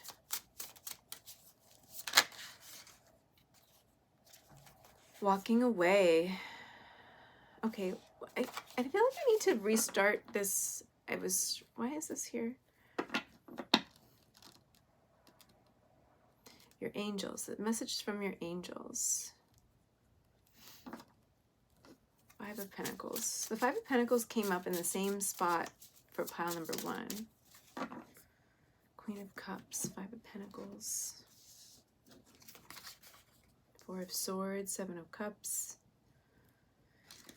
There's like, yeah, like somebody tried to create an illusion with the Seven of Cups, or distraction, or confusion, and maybe a separation, or a timeout, I'm hearing, from the Queen of Cups, Four of Wands underneath that, the new beginning, the Fool underneath of that.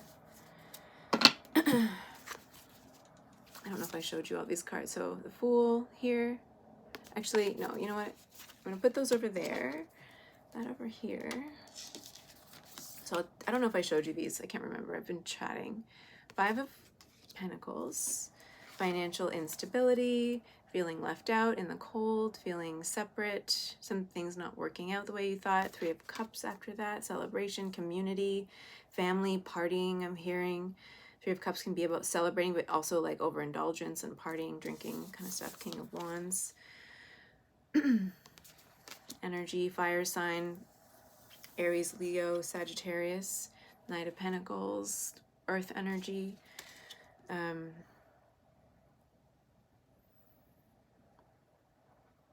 Taurus, Virgo, Capricorn. Queen of Cups over here. Water, Pisces, Cancer, Scorpio. Yeah. I'm getting this energy that like because I feel like I'm tapping into a very spiritual person. Like you do maybe magic or energy work or rituals or something like that. And I don't feel like your intentions were bad. Like I don't feel this like insidious sort of intention. Five of Pentacles. Why the Five of Pentacles though?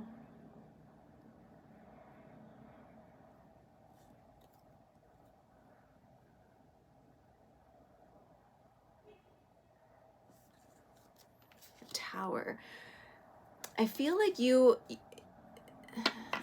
Let me get some more cards out before I go into this. Three of Cups. What's that? Two of Cups. The World. Death. Under that. Three of Cups.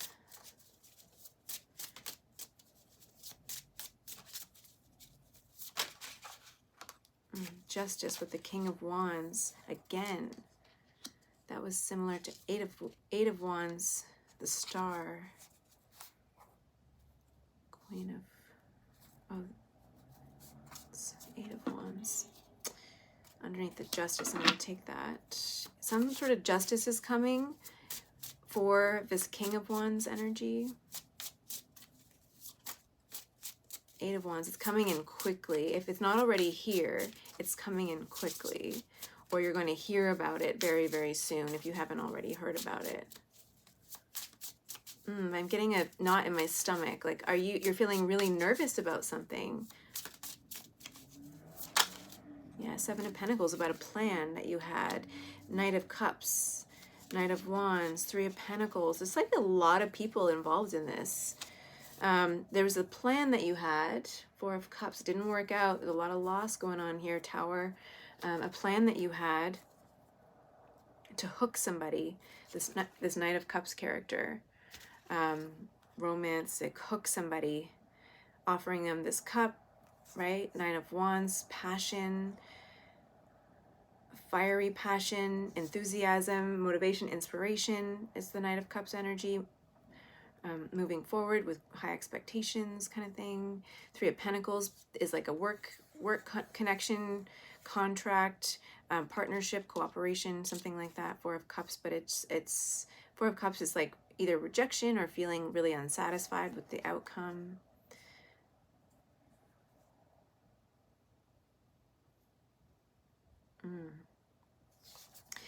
This plan, the Seven of Pentacles, the plan was to lure somebody in, inspire them, offer them this partnership, right? Maybe they could make money, a business deal gone wrong, but you're offering this cup to somebody who is really dissatisfied with what's going on in their lives. They're really, unhappy with what's happening in their lives, and you can see that. So this King of Wands, maybe who's facing justice coming in, took advantage of somebody who was in a place of just feeling really unsatisfied or helpless, feeling rejected maybe from something else, feeling like they weren't getting what they wanted or what they needed from another situation. And so this is like, this character here is really unhappy with all these cups, right? They're not fulfilling, they're not doing what they want, like they just don't feel great about that. They're not, so unhappy and miserable. It's not the Five of Cups energy, but it's like, I'm just really not, it's not what I want. I'm not fulfilled. So then this character comes in here offering this person this like cup, but in this card, this is like rose tinted glasses here, right? An illusion of love, of grandiosity, of like success, whatever it is that this person was looking for. And you baited them. You baited and hooked them with a dream of love, of passion, of inspiration, of money, of partnership, of community, connection. This is exactly what they wanted. It's exactly what this person, who's in this Four of Cups energy, this was the plan all along, to bait this person into something. And whatever that plan was, to bait them into something, it's not working out, and somebody's receiving justice for this plan. Universal, spiritual, God-given justice. Three of Cups, Five of Pentacles. And you were the orchestrator. This person, maybe the King of Wands who's facing justice or about to face justice, came to you and hired you with the Five of Pentacles here to create this sort of illusion, to create separation between this Queen of Pentacles, or sorry, the Queen of Cups, Four of Wands, home, stability, right? This brand new beginning, to come and separate this Queen of Cups from something, from somebody, from something, from a partnership with the Two of Cups here, from family with the Three of Cups here. But the world there is to create distance. So you were hired or manipulated or asked to do something to create distance between a family, people within a family. To create not just distance, but confusion, distractions, to make somebody doubt the Queen of Cups, to make somebody doubt their family, to make someone doubt their home, their stability, their new beginning, to make them feel like, oh, maybe this isn't what I want. Maybe I don't feel fulfilled in whatever's going on over there. Right? I'm not completely happy with this over here. So like you're coming in and offering them, or the plan was to create this distance, this confusion, this illusion, get them to stop and really think about something, right? Creating a financial deficit of some kind, or keeping people from, with the Four of Swords there, keeping them stuck in a financial loss situation and confused, so that they weren't able to align with themselves or align with family and friends and stuff. So anyway, Knight of Pentacles, what's that?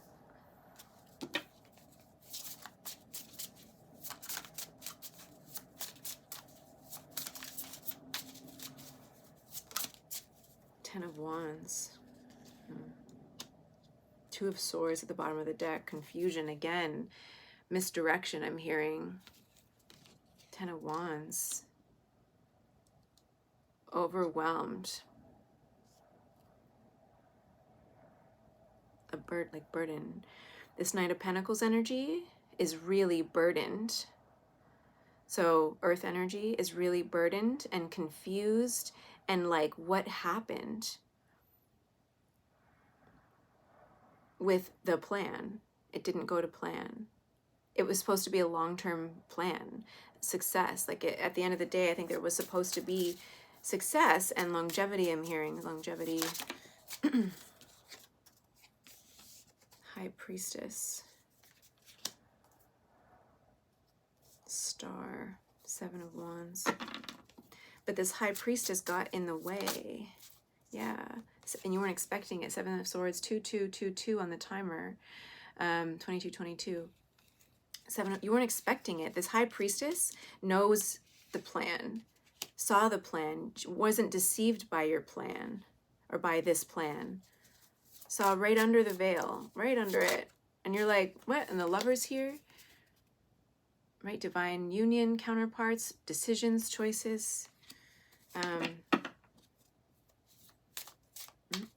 And you're realizing, King of Swords. Ooh, King of Swords. Fell right next to the High Priestess. Ace of Swords under the bottom. The King of Swords is communicating something. King of Swords energy, Ace of Swords, or the High Priestess communicated something, some sort of truth, maybe about lovers, about divine counterparts, or about choices, or alignment with God. I always look at the Lover's card as not just divine counterparts, but also like choices, but aligning with God, aligning with your heart and love in order to make the best choices. The King of Swords, Ace of Swords at the bottom of the deck, communication, a breakthrough, divine intervention. The Ace of Swords can be about divine intervention. So maybe this King of Swords energy is like the key or some sort of divine intervention in this situation. What's this King of Swords? Oh, too many cards. Page of Swords, King of Swords. This is a detective, investigator, someone who's finding out truth. Ace of Swords is also about truth. Someone finding out truth, and then it's making the wheel turn, right? In favor of something, somebody, and somebody's worried about it. Clarity. Sun is at the bottom of the deck. Clarity is coming to this situation. 9 of Swords, and people are worried, losing sleep, anxious, worried. 5 of Swords underneath of that. Truth was spoken, a breakthrough has happened. Divine intervention, truth. Oh my God, the sun. I just said truth, and the sun came flying out again, the Hierophant underneath there. So somebody spoke some truth with the Hierophant underneath of that.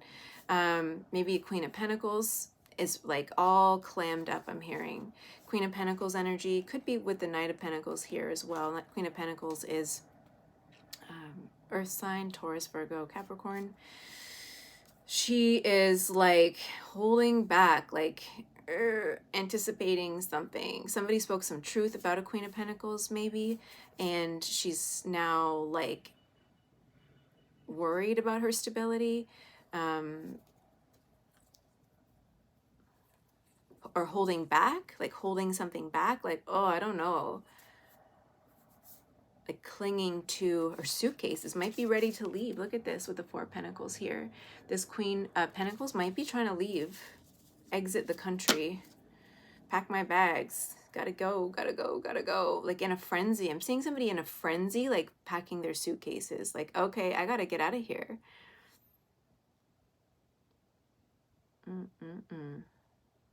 All my bags are packed, I'm ready to go.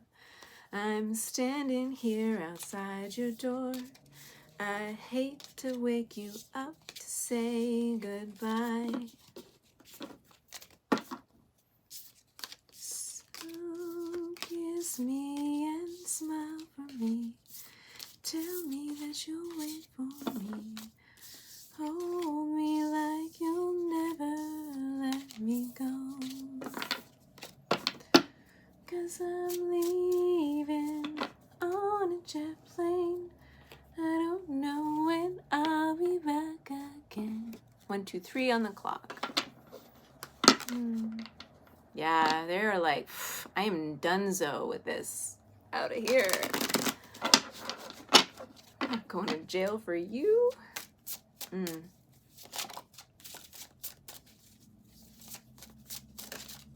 Like, oh, did I say that earlier in this reading? That went south. That plan, that didn't go to plan. There's at least 3 people involved in this. Like 3 people. There's like you, this witch for hire. Angels are saying witch for hire.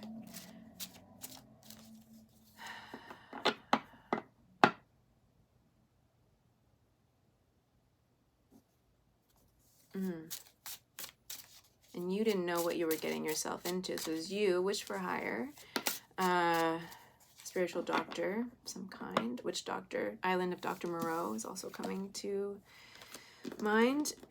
9 of Wands, challenged. Ace of Wands.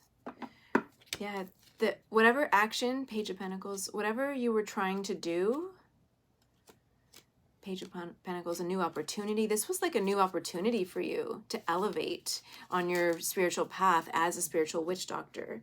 And you were like, yeah. You're like, yeah, I got this. I got this. Like, this is a whole new level for me, I'm hearing. I can do it. I can do this. Ace of Wands. Yeah, you were like all motivated to do this work, to take on this job. So motivated to take on this job. And so there's at least 3 people. You, the Queen of Pentacles, or some sort of earth sign energy. You could be Queen of Wands energy. You could be Wands. So Sagittarius, Leo, and Aries.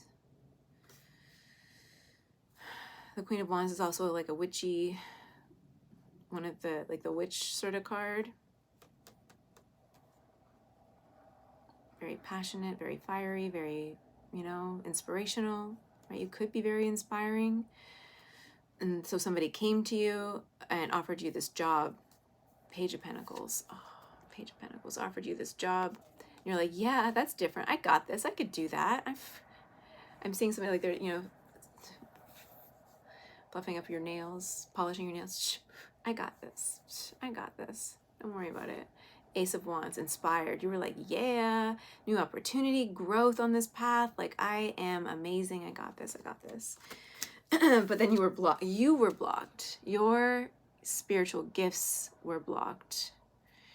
You faced a lot of challenges trying to finish your mission or trying to do this job.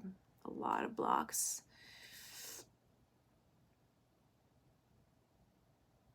But see this card? See? It's kind of interesting, right? How this card is almost like a cutout. And this pasted on top of here, these gates. Locked out. I'm hearing locked out, blocked, locked out. All these challenges. But it's almost like you were projecting yourself here. Or somebody was projecting themselves into another world, into somebody's world, or into their home, into their environment or something. Like there but not there, like spying, tarot spying on somebody maybe. Spying on somebody. But you were, with the Chariot at the bottom of the deck, you faced a lot of challenges with this job. And you were like, why is this happening?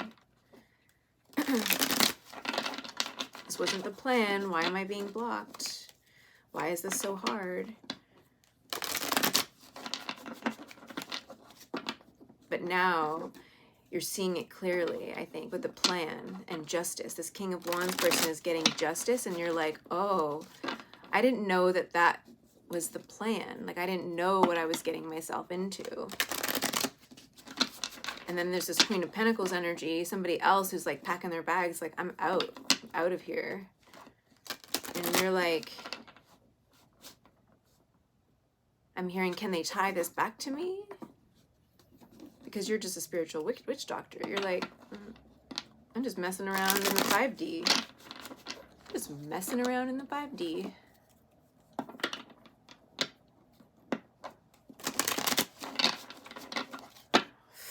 High Priestess, 10 of Pentacles, King of Pentacles, the World. You didn't know who you were messing with. High Priestess. You got involved with a High Priestess. You got involved spiritually, psychically with a High Priestess who is divinely protected and guided. With the owl here, has ancestors who saw everything and brought her the information. And she was like, damn, darkness does exist. I speak for God. Look at this High Priestess. I speak for God, the cross in her throat. I speak for God. The Emperor at the bottom of the deck. You got in between a High Priestess and an Emperor, 9 of Cups, and their happiness, their partnership. Created a block, created confusion between them. And what you didn't realize is they're meant to bring something to the world. You got in the way of their divine purpose, their mission. And God doesn't like that. God's like, hell no. Who do you think you are? These are mine. These are my people. And you're going to come and try to get in the way of all that? Ace of Cups.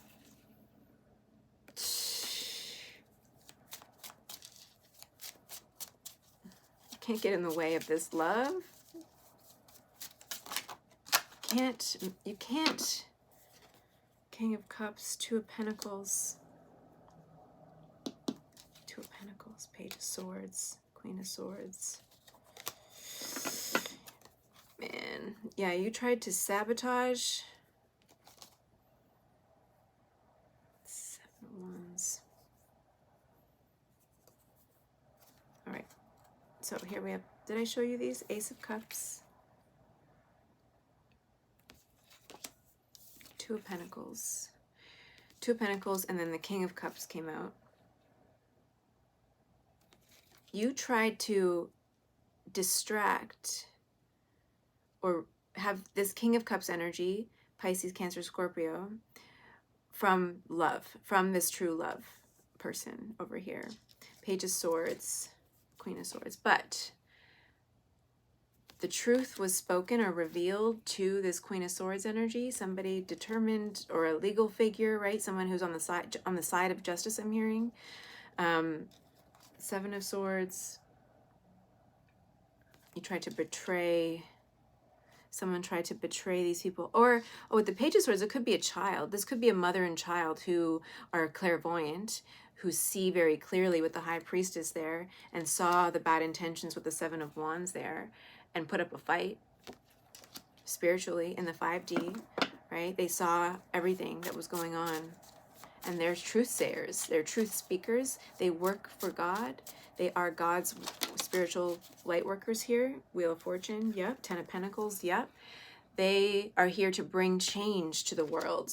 They are they are paradigm shifters, and God sent them here to shift the paradigm, and you got in the way. Fuck. The Emperor. You got in their way. And you had no idea. Nobody here had any idea what was going on. I gotta laugh because, girl, maybe you're not as powerful as you thought. Queen of Wands came up in the reverse. Whew, nope, girl. You gotta, the angels are saying you gotta check yourself before you wreck yourself. Because I don't think that you had that intention, right? You just took this job. You're like, cool. Like, these people, I think that you, Two of Swords, you were confused. You didn't have all the information with the Two of Swords here. You didn't know what you were getting yourself into. Maybe you were lied to. Maybe this King of Wands and the Queen of Pentacles lied to you, or they manipulated you, or what you saw with the Queen of Pentacles. So she's a very wealthy looking woman, right? You saw this wealth. You saw this power, this authority, right? The King of Wands is also very charismatic, very playful, you know, and he can be very deceiving as well when he's in his reverse, very deceptive, manipulative. And you didn't see it. You saw wealth, you saw charisma, you saw passion, and you saw opportunity, but you didn't see the plan. You were ignorant to the plan. But Spirit's saying, your angels are saying, but this is being willfully ignorant, following coins, chasing coins, or clout, right? Because if you worked for them, like, it's almost as if somebody's saying, like, wow, these types of people, these successful people with money and whatever, they see me, they see my work as a spiritual person. Oh my God. Because it's not every day that those types of people that run in those circles see us, right? Spiritual workers like us. It's not every day that they come to us for help. It's kind of amazing, actually. You're like, oh wow, people actually really love this stuff. And so you're like, yeah, I want to get into that community. Yeah, that's going to give me, you know, make me really successful. And think about the network. Think about the, you know, the connections that I'll make through these people. And so for you, dollar bills, y'all, is what I'm hearing. For you, it's like, oh my God, just dollar signs, money, connections, opportunity, growth, spreading your message. So I don't even think that you had bad intentions. You're like, yeah, I want to spread my message. Yeah, I want to do my work. I've been practicing witchcraft and this stuff for a really long time, and I know what I'm doing. And sure, I'll separate these people. Two of Pentacles. Yeah.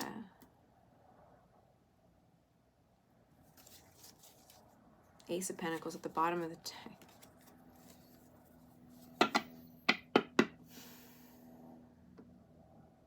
I'm hearing you were blindsided by the truth. Someone called you out on it, though. This Queen of Swords and the Page of Swords, this like mother-daughter or parent-child connection that is so intuitive, so strong, psychically gifted, clairvoyant. They called you out big time. Big time. You're like, oh man. Page of Wands, Strength card.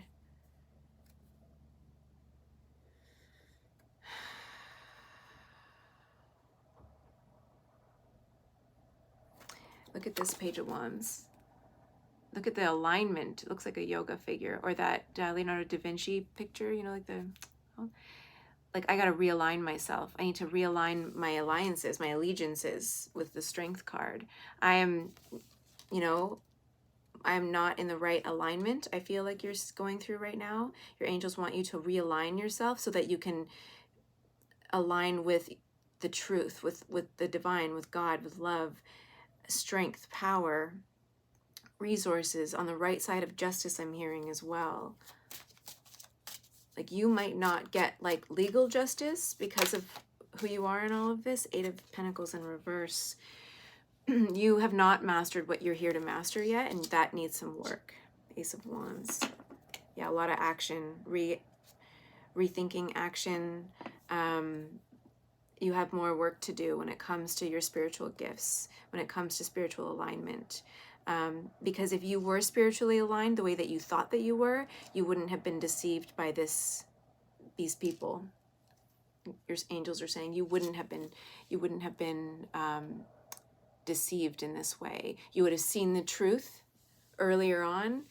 And I think God has a lot of mercy for you, a lot of compassion. I don't think that, like, there's no like, my throat chakra is blocked. I feel like you're getting like kind of choked up right now watching this. Like, okay, like there's still time for me. There's still like, God's merciful. God is so merciful.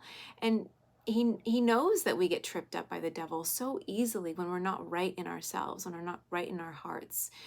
It's easy to be deceived by the devil when you're not aligned with your true self and with God and with love, and you don't have the right intentions. You know, when spiritual workers, divine light beings, are here for a mission, and until you really align with love and truth and are willing to sacrifice comfort and money and things in order to stand up for that truth, it's so easy. When we're focused on money, survival, right? With the Strength card here, it's giving me survival. When you're focused on surviving, because this world is effing hard and life is expensive and inflation and the politics and everything that's happening in the world, it can force spiritual people into this life of servitude, serving the wrong master because they need to survive, but forgetting and not trusting that God will take care of us. Listen, that's a hard balance, right? Can you sacrifice comfort and stability in order to align with love and with God and with truth? Like, look at the book of Job. I talked about it the other day. I haven't read the whole Bible, but it's my life, right? Like, I feel it. I have sacrificed so much comfort and money over and over and over again in my life. And it didn't really hit me until recently that, like, the whole point was to align with God and with love. And then that's when the abundance starts to appear. That's when you start to attract the real money, the real notoriety. Not clout, but notoriety. That's what you're looking for. I'm getting all the spirit tingles. Like, that's what you want. You want people to follow your message of truth and passion. You might even do tantric magic. Maybe you're a tantra worker, right? Maybe that's how you met this King of Wands. And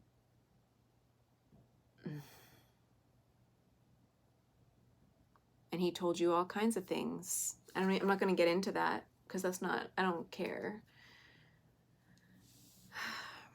Another one, Spirit saying, I want to save all these souls from this shit. Like, come on, get with the program. Like, you're better than this. You are better than this. And like, sex isn't bad, right? Tantra work is not a bad thing. It's a really great thing. I know that. You know that. If I were you, I would look at your clients a little bit more closely.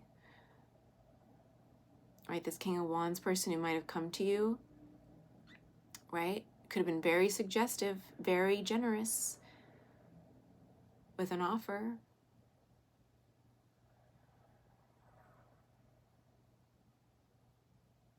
Yep, that's what I'm seeing. Oof. Oh, this King of Wands energy, I'm sorry, is like sociopath energy. And you know, sociopaths, I think different than psychopaths, are born out of trauma, right? Wounding, mother wounding. This hate on for women and love, intimacy, never experienced it in their own lives and just like don't want other people to see it. good at spinning tales, good at telling stories, good at manipulating people, gets a kick out of manipulating people, gets a kick out of it. It's funny. It's like the clown, right? Wands energy is also like the class clown. This is the class clown who grew up and learned to use his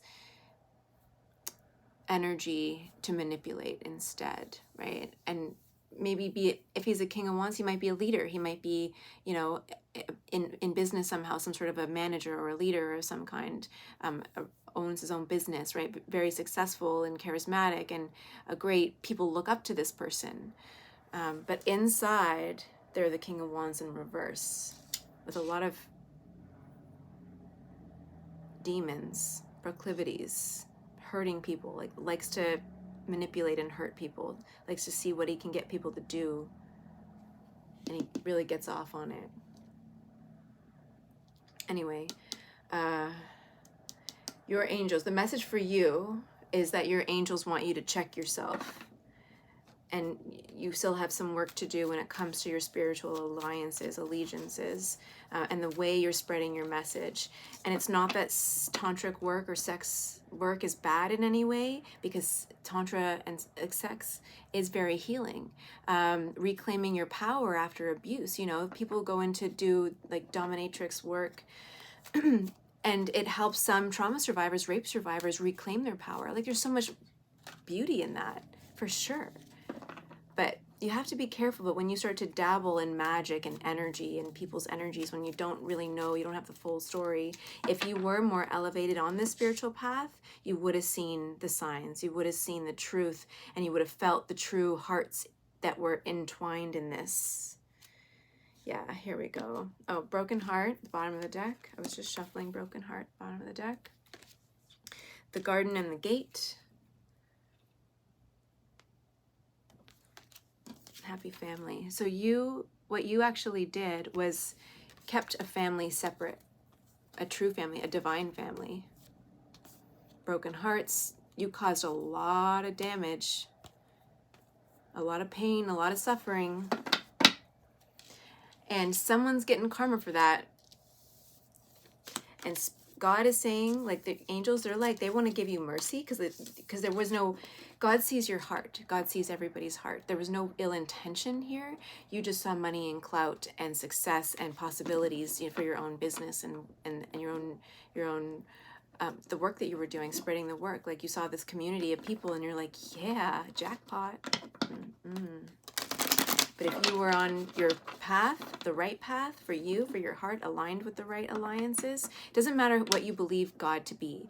I just like to look at God in this situation in terms of love, self-love, love for other people, real love and compassion for everybody. Because you were dabbling in something that you're messing with God's chosen ones. And God's, these people have been messed with a lot in their lives in order to grow and overcome. But they were on the precipice of really becoming strong messengers for God in this world. They were on the precipice, on the brink of doing that. And you came in and messed with that. And now's not the time, because God needs these people, all of these light workers that are coming around right now and elevating to their purpose and experience, like really aligning with it. God's been asking them to do this. It's unseen. You might not see it with the moon card here. It's very spiritual, very psychic stuff going on. These people are calling out the darkness, and instead of aligning with them, you aligned with the devil unintentionally, and helped the devil energy sort of like separate these two that are supposed to be doing this work in the world. And so that's what they're saying. Oh, Seven of Wands, Queen of Pentacles there, Knight of Pentacles. Yeah, you just saw like the money, the alliance, the stuff, sabotage, betrayal. I think you feel betrayed by this Queen of Pentacles. You're like, what did I align myself with? And you were tricked by the devil energy, by the darkness, because you are also a light bringer. You are also a light worker. But if we are not aligned with our hearts, with God, with the right alignment, allegiances, alignments, and we are going after clout and we care more about money than the work that we're meant to be doing, it's easy for the devil to come in and manipulate us and then use us in the world as his own personal little, light demons, distorted light workers. I was at a store the other day, a spiritual store, and I saw one of these. It was so plain. Oh, I get it now. That's why I went to this store, Akasha's Den, and I was like, okay. I had this need to go. I was like, I checked my cards and I'm like, you need to hear a conversation. God's like, you need to go and hear this conversation. Or something was going on at that point. They're like, you need to go right now. So I went to the store and I needed to get a few things anyway. So I was walking around the store and I was actively listening to this conversation, and this girl working at the store who's supposed to be some sort of healer, I don't know what exactly she does,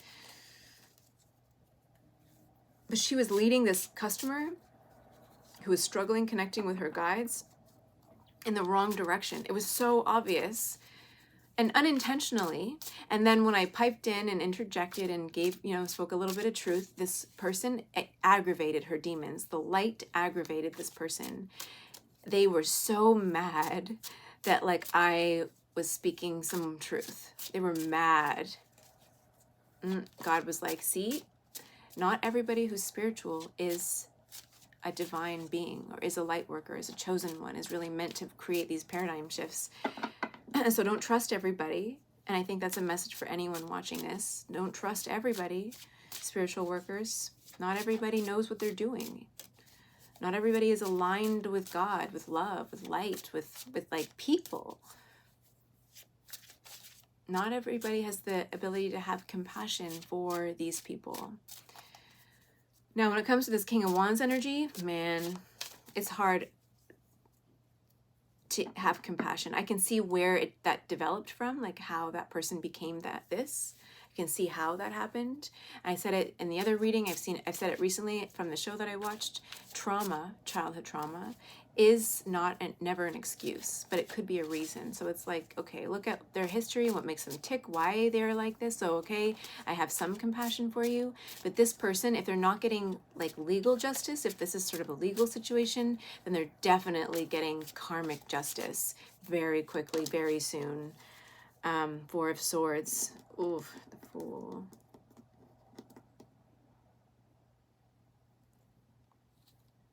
Ten of Wands. I see this person laying down their swords. Or maybe that's you. The Four of Swords, the Fool. They're, you know what? They're just like, stop what you're doing and start again. Start fresh. Take a break and realign. Take a break and, man. Yeah, so I don't know. Should I compassion for this King of Wands, Queen of Pentacles characters? Do I have compassion for them? Of course, I get why they are the way that they are. Oh, I already looked at that deck. Any other cards for you guys? Oh, it's the deck.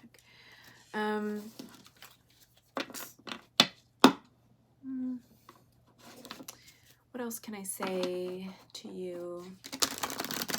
I feel sad. I feel really sad. Star Mother, how can you mother yourself? Keepers of the earth, you are not alone. Ancient ancestors stand behind you.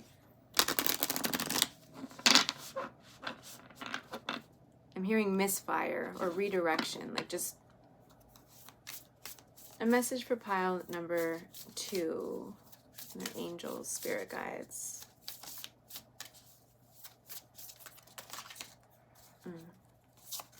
Yeah, oh, gosh. I can't look at this. Align your life. What is not aligned or needs to change? I can't fake that, this shattered perception, right? Looking in the mirror and feeling distorted. You're distorted. Your energy's distorted. Your alignments, your allegiances are distorted. You didn't see things properly. Because you weren't aligned within yourself, within your heart. You weren't, maybe, I'm not going to look too much. It says in the bottom of the deck, get grounded. Empaths, highly sensitives connect with nature. This is just about getting grounded, and realigning yourself, because what you've been doing is not aligned with your mission. I think something happened, and I'm gonna look at it. I'm not gonna look at it, but like something happened to maybe get you a little bit off track from maybe your original intentions when you first started this work.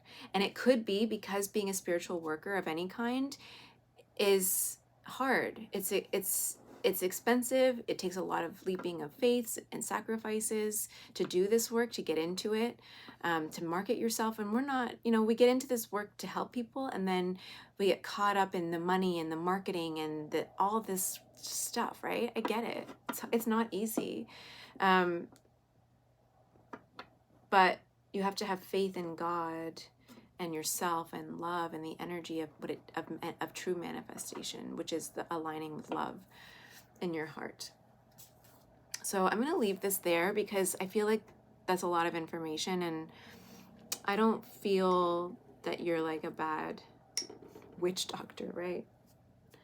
I think that this experiment someone paid you to do, this new opportunity, just didn't go very well, and it's because you didn't see the King of Wands, Queen of Pentacles characters properly, because their intentions were distorted, but your intentions were distorted as well.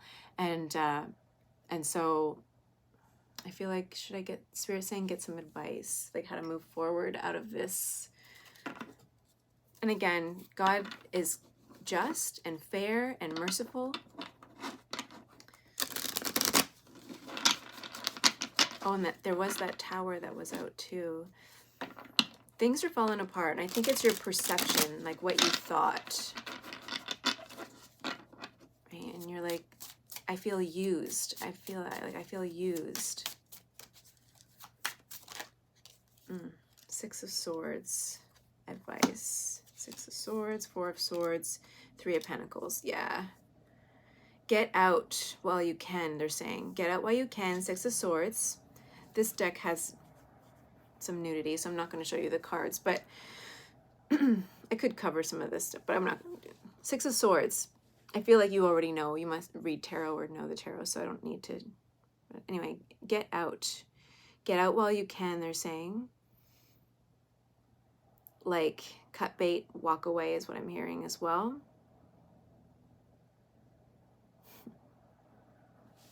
You meant to catch some fish, but like you caught a whale or a shark or something. You're like, what? What? My rod's not strong enough for that. Oh, Spirit's like, enough jokes. They're actually, really sad about this. Okay. 4 of Swords. Yeah, integrate. Take time to rest, rejuvenate, really focus on yourself, nurture yourself after this. Connect with your heart and your intentions. This figure is laying in this field of posies or roses or flowers, but her hands are in like a prayer pose, like really trying to meditate on and putting your swords down, putting your work down for a little bit, like putting your work down, putting your thoughts away, putting things away, and sort of really, really reconnecting with yourself and think like, what is it that I wanted and I need to do, and what do I want to do in this world? Taking time out for yourself to rest. This also exerted a lot of energy for you because you were trying to do so much work on the 5D. You might have even tried to hurt somebody's physical lives, like try to cause them some sort of natural disaster, some sort of fire in their home, or some sort of like heart attack or something. I don't know why, because I don't feel this like energy of like I'm out to get people. Like I don't feel that from you. So I just don't understand why you would do something like that, like want to cause harm. Hermit. Strength card. Magician. It's almost as if this King of Wands or somebody, or you maybe, wanted to see how powerful you are. It's almost as if somebody said to you, or like baited you into like, oh, you can't do that. Like, there's no way, you're not strong enough. That's the energy. Manipulated you. Like, you're not strong enough to do that.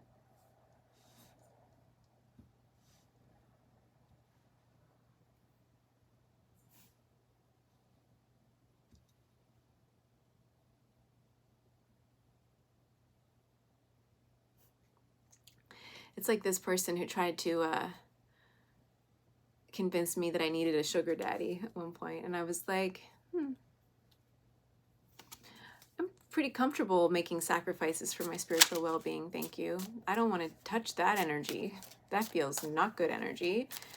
I do not want to be in that. But it's like with the Hermit card and the Strength card, it's like you wanted to see just how powerful you were, or somebody tested you. They were like testing you to see just how powerful you could be. And the Ten of Pentacles right here is like you would have been rewarded very very well financially, like very very well financially, if you were able to do something. And it like almost tested you, like it was tempting. It was too tempting. The money, the power, the clout, the notoriety, the like connections, all that, and you were like, I can do it. But you didn't know who you were getting into, what you were getting into. Death card.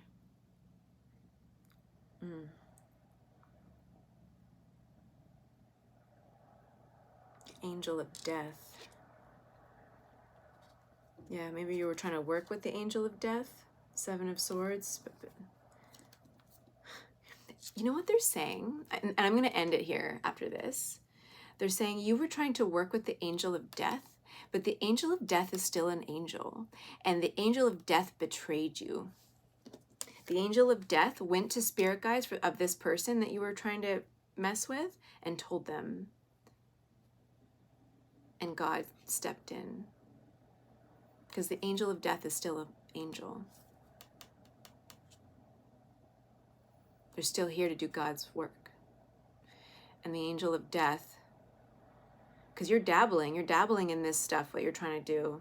I don't see somebody necessarily aligned with like devil worshiping ceremonies. Like I don't see that, but you were dabbling with some stuff, thinking that you were on the right side of justice, but death stepped in. The Angel of Death was like, they betrayed. The Angel of Death betrayed you, went to God, went to this person's spirit guides, was like, this person's trying to mess with God's earth angels, and we gotta step in. You gotta work with your person. I'm here betraying them, right? So that's, you're dabbling in things that you don't understand. Or at least you're not intuitively able to get it, right? Like to get the intentions, maybe not doing your spell work in the right way, in the right order, they're saying, like not the right order. It's not the order of things, like messing with the order of things, trying to mess with the order of things. But the universe, the universe, like the way that the order of the universe comes first, they're saying, like you can't mess with that. So they're saying, yeah, check yourself before you wreck yourself, because if you keep trying to do these things, take money for these types of projects, it's not going to end well in this life or the after, whatever that is for you. So that's what I have for you, pile number 2. I hope this gave you some sort of insight.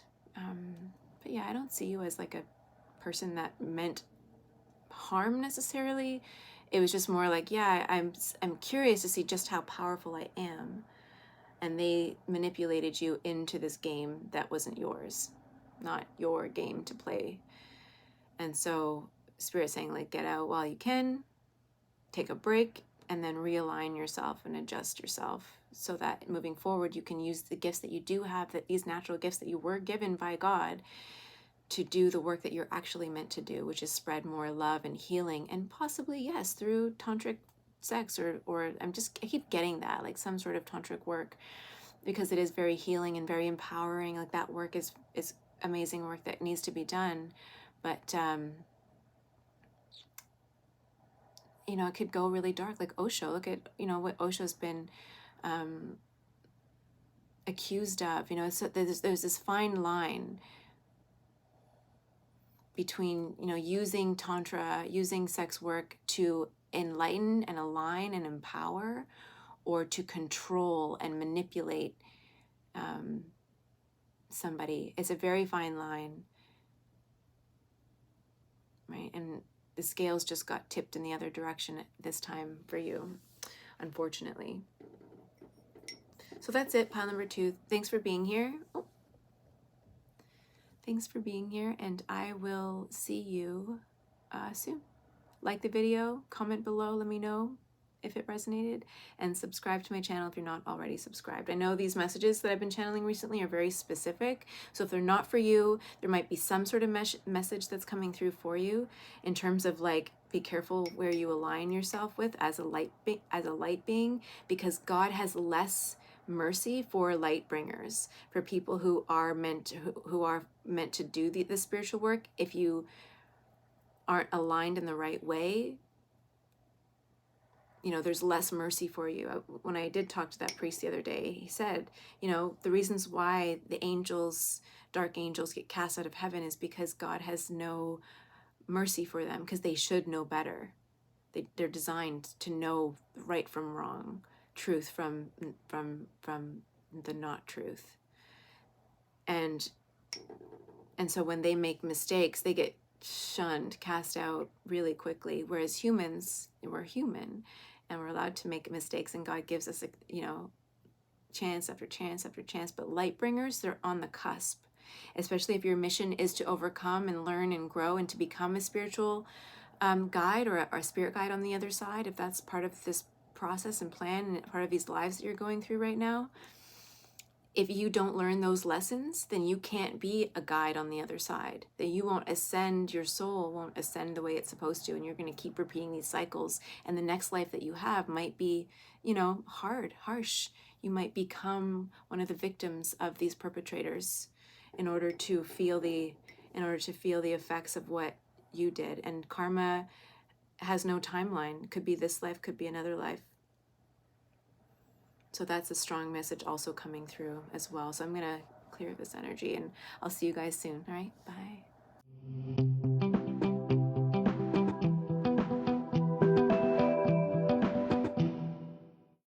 Hello, pile number 3. Welcome to your reading. You chose card 32, Lasya of Parvati. Beautiful. I'm hearing trust and faith, surrender, light, love,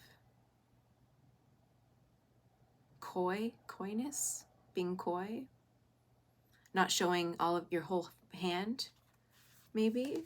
There's something about exuding this like innocence, but really being very witty and like very smart and intelligent and like keen,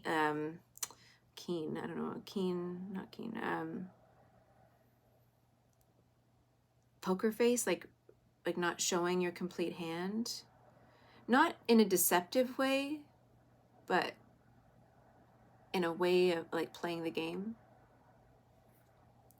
I said this in the last reading, like don't hate the player, or one of the readings, like don't hate the player, hate the game. But you're not like a typical player. It's like no, you're unsuspecting. Nobody suspects you. That's interesting. Okay, so let me read this. There is a gentler way to proceed and obtain the same or even greater effect. Tame the wild and frenzied workings of the mind by grounding yourself with beauty, pleasure, and grace. Violence and its negative effects shall be overcome and healed through feminine gentleness and inner spiritual strength. This oracle is a sign of great future happiness. Oh, Parvati is the universal mother in her gentle aspect, although, as with all mothers, her fierce side will emerge if it's needed to protect her children.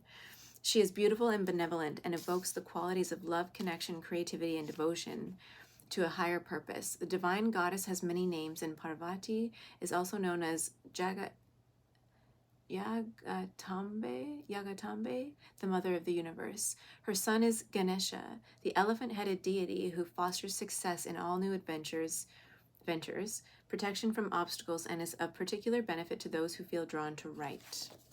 I'm not going to read the rest of that, but beautiful. Wait, 222 on the timer. Miracles, manifestations, abundance, being aligned on the right side of love and justice and and light and all those really good things. So this is a good pile, but you are people do not suspect you.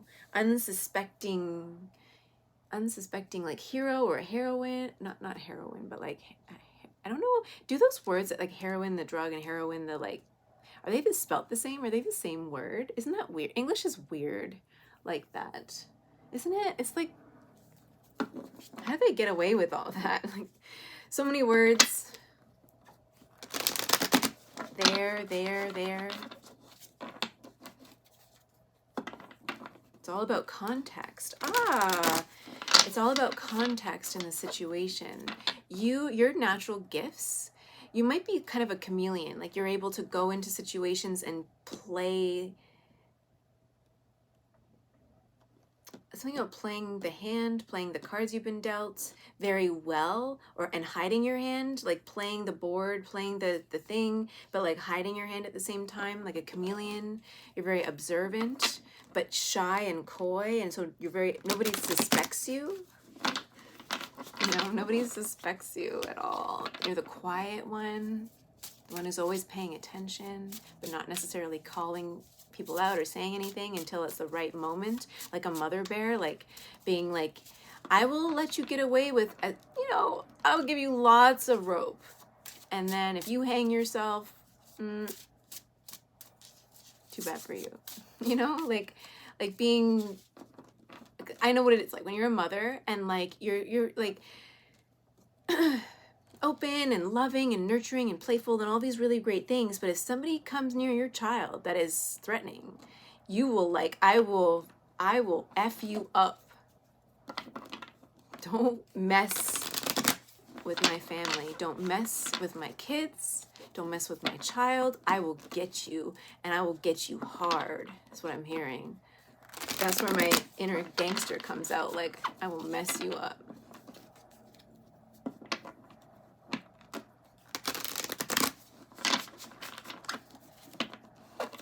I will mess you right up.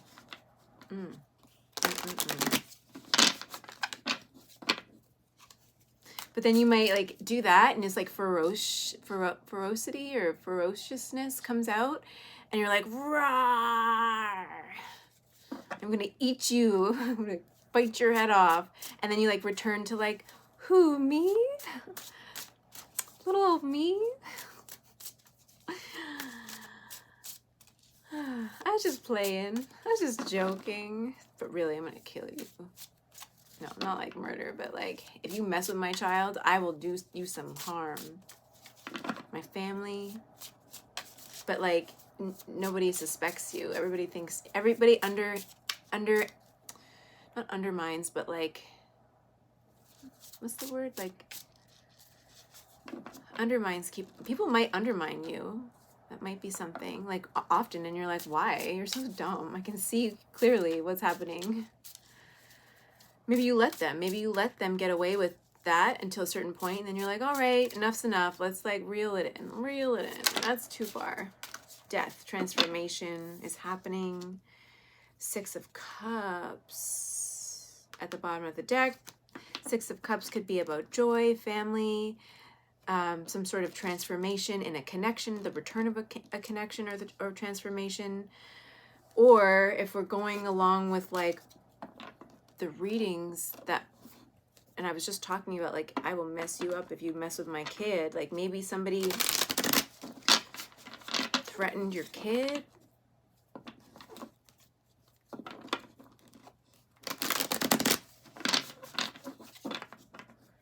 With death, like something like that. But there's definitely a transformation at hand. Let's see, death. I'll show you the cards in a sec. Death, 8 of Cups. Oh, walking away. Temperance, and then the Star. Scot-free. Getting off scot-free, I'm hearing. Or like in the nick of time.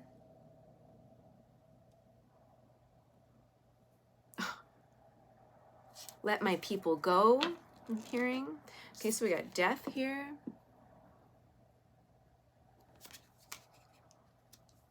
Eight of Cups. In this 8 of Cups, though, I want you to notice this figure's walking away, but she's tied a string to 2 cups. We out, I'm hearing. We out. Outie. Outie. Bye. Oh, you. I'm saying like, oh, you. Bye. Sashay away from this situation. I'm out. But you got your strings tied to 2 cups, so maybe 2 people that you really love and care about. Queen of Cups. 5 of Pentacles at the bottom of the deck. Queen of Cups could be water sign, Pisces, Cancer, Scorpio, Death, Scorpio, Cups, the Star, Aquarius, Temperance, Sagittarius. Take what resonates. Take what resonates as always and just leave the rest. Temperance.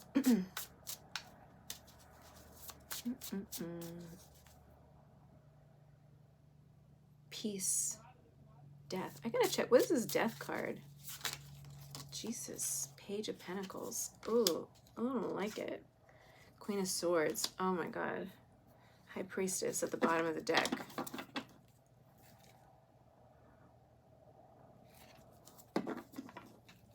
You spoke some sort of truth that brought some sort of plan or business deal or Page of Pentacles. 4 of Pentacles. King of Swords. You spoke some sort of truth that brought, or you saw something, Queen of Swords, if you're a clairvoyant, right? You may be clairvoyant or clairaudient for some, claircognizant, like you knew something, you saw something intuitively, and then you spoke out about it. I've been channeling, I can't even speak, I've been channeling a lot of, and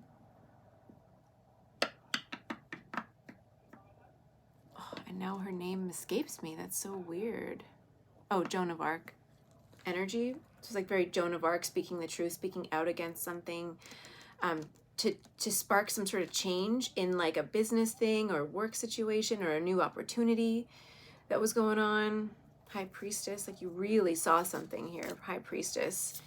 You spoke about something, or this could be about your business, right? It could be about not your business, but like a new opportunity coming in for you because you spoke some sort of truth. That's going to completely, oh, that's what it is. All right. So you spoke a truth about something going on. I don't know what it is, and I don't think I'm going to go into all of that today or right now. But you spoke some sort of truth. You saw it intuitively, High Priestess, Queen of Swords, and you went to the mattresses. God, you went to battle for it. Like you really stood up for this thing that you saw clairvoyantly or psychically or something, or you got information, but you didn't just sit on the information, you spoke about it, you stood up for something. You weren't to be silenced, I hear. Do we look into, what's the Page of Pentacles? You saw something about this Page of Pentacles, and whatever you did, Knight of Cups in reverse. Knight of Pentacles at the bottom. The Devil underneath of that. Ace of Wands. There was a dark, shady deal with the Devil card underneath here. Compulsions, addictions, codependency, right, with the Knight of Cups. But there's a lot of money involved. This is like business, money. There's something like that involved in all of this. Some sort of opportunity, right? Somebody, you saw something about an opportunity that somebody was heading towards, the Knight of Cups. The Knight of Cups could be Cancer, Scorpio, Pisces, was being led towards this opportunity. But with the Devil card here underneath the Knight of Pentacles, and to them it might have looked, with the Knight of Pentacles, this opportunity looked like a long-term win, long-term gains, I'm hearing. Like a lot of financial stability, like working towards, you know, something here.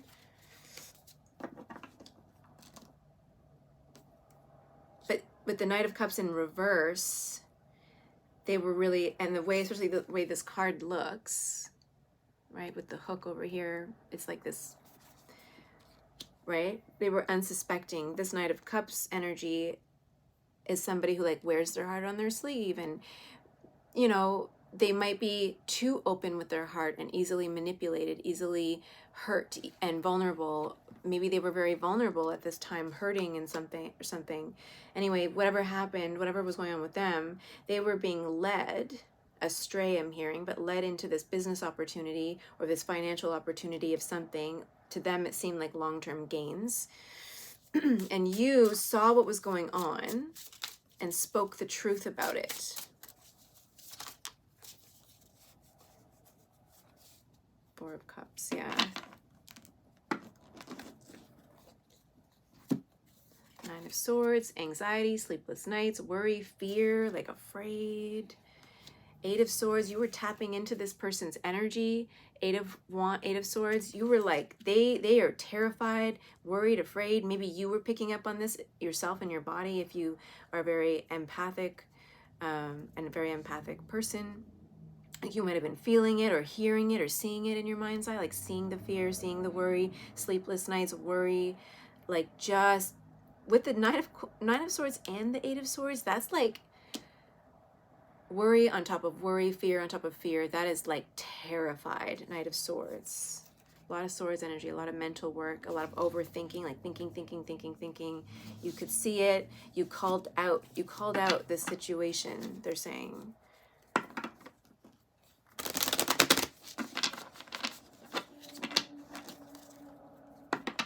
But you being that mama bear energy, right? That I'm going to defend this situation.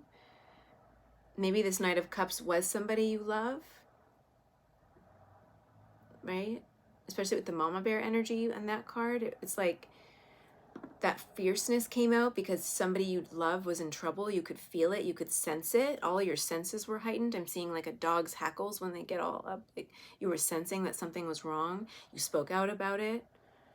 Called people on it. Tried to warn somebody maybe. Eight of Cups. Three of Pentacles, Seven of Pentacles, Seven of Pentacles. Three of Pentacles at the bottom here.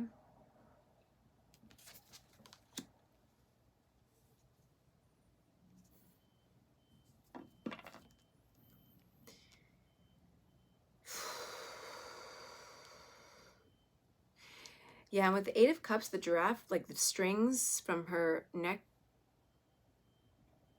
tied to those two cups, she's like pulling these two cups, things that you really care about, and taking them with you. You're like, we're out and I'm taking you with me. Like, we're going, let's go. Like, it's like when you're at a party, I'm seeing somebody at a party and you know when things go wrong and things are getting out of hand and there's too much drinking, too much stuff going on. You're like, intuitively, we're out, like out of here. Let's go now before something happens.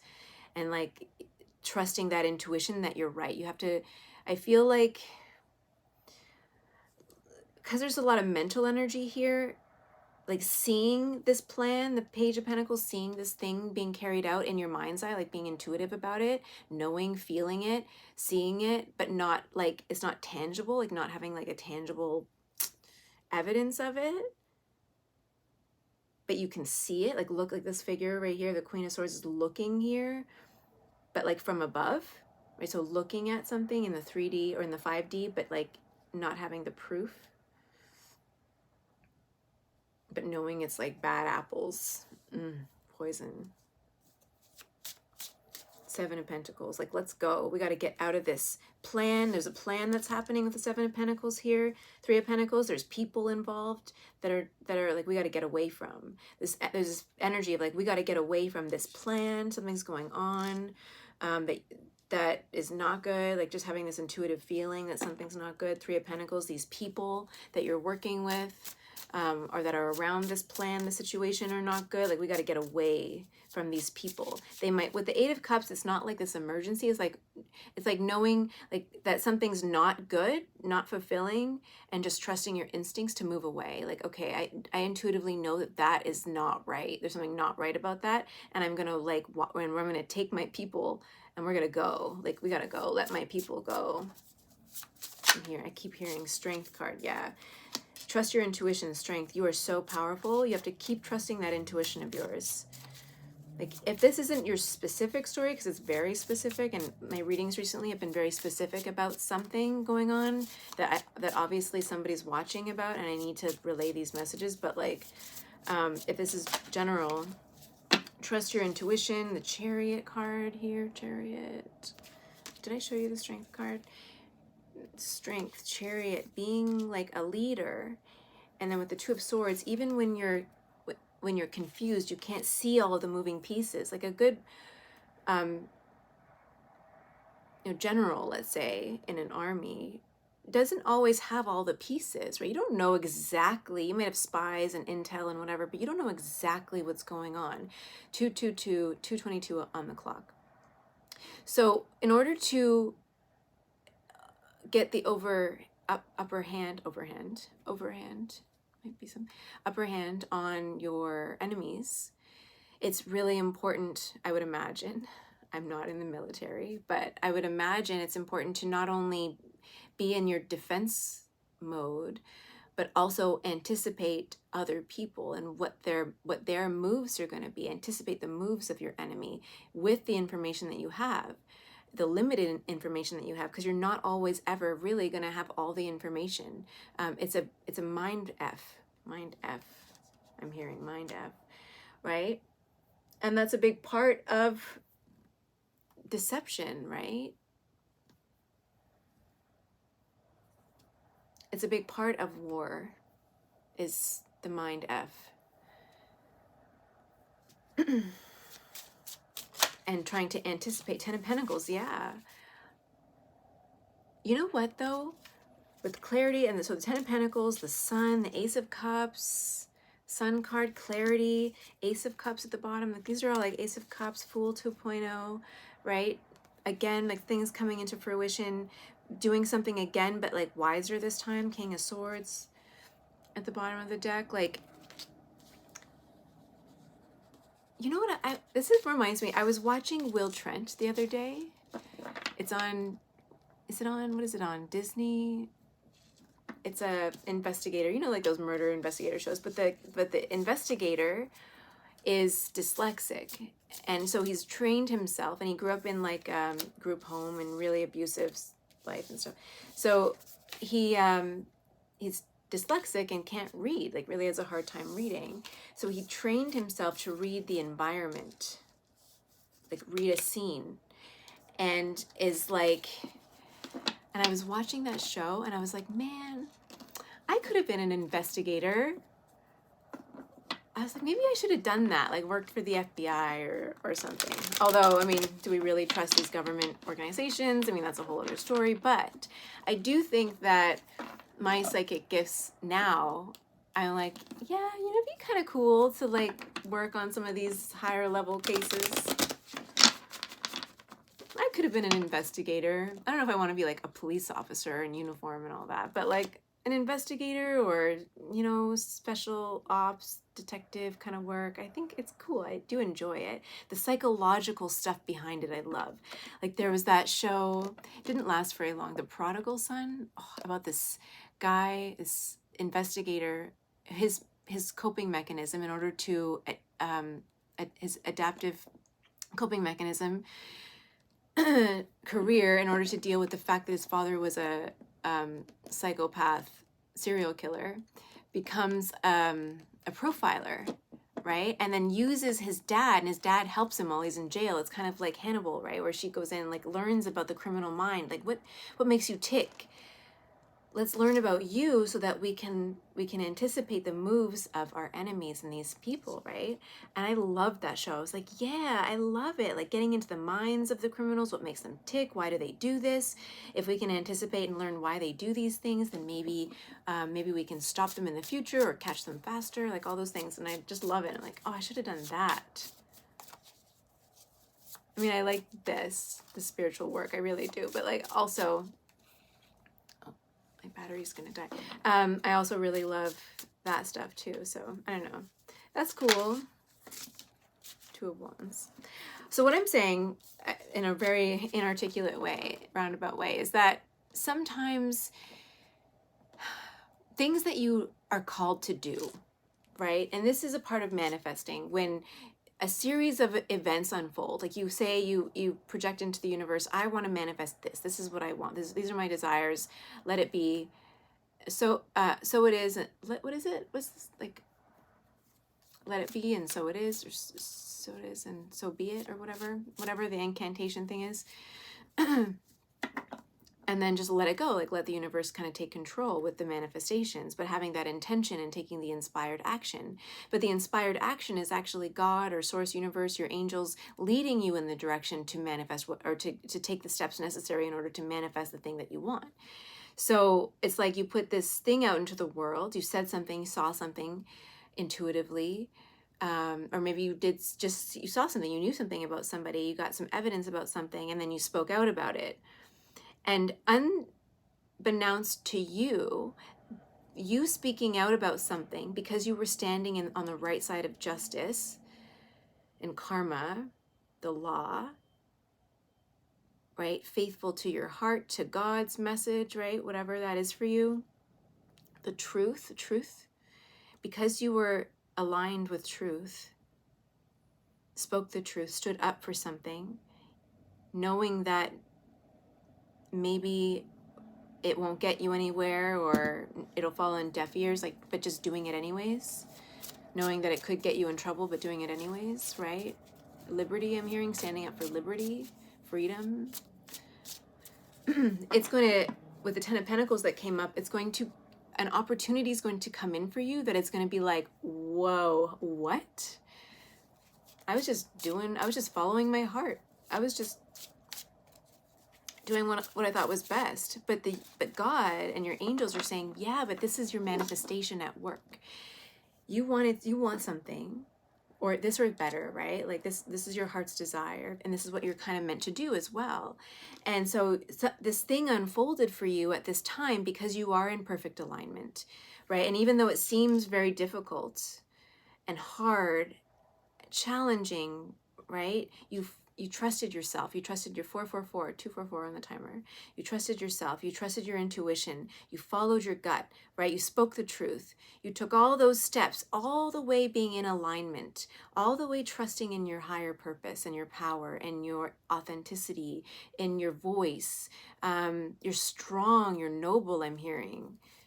Like nobility. You could have been a noble person in another life, like a ruler, like you know how to lead people, you know how to speak to people, you know how to,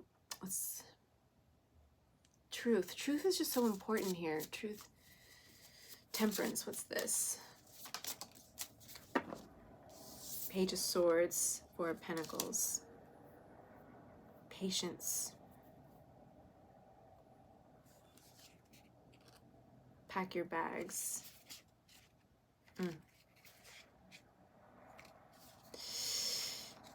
Now, there might be some people, we have the Page of Swords, Seven of Swords, Three of Cups, Empress at the bottom.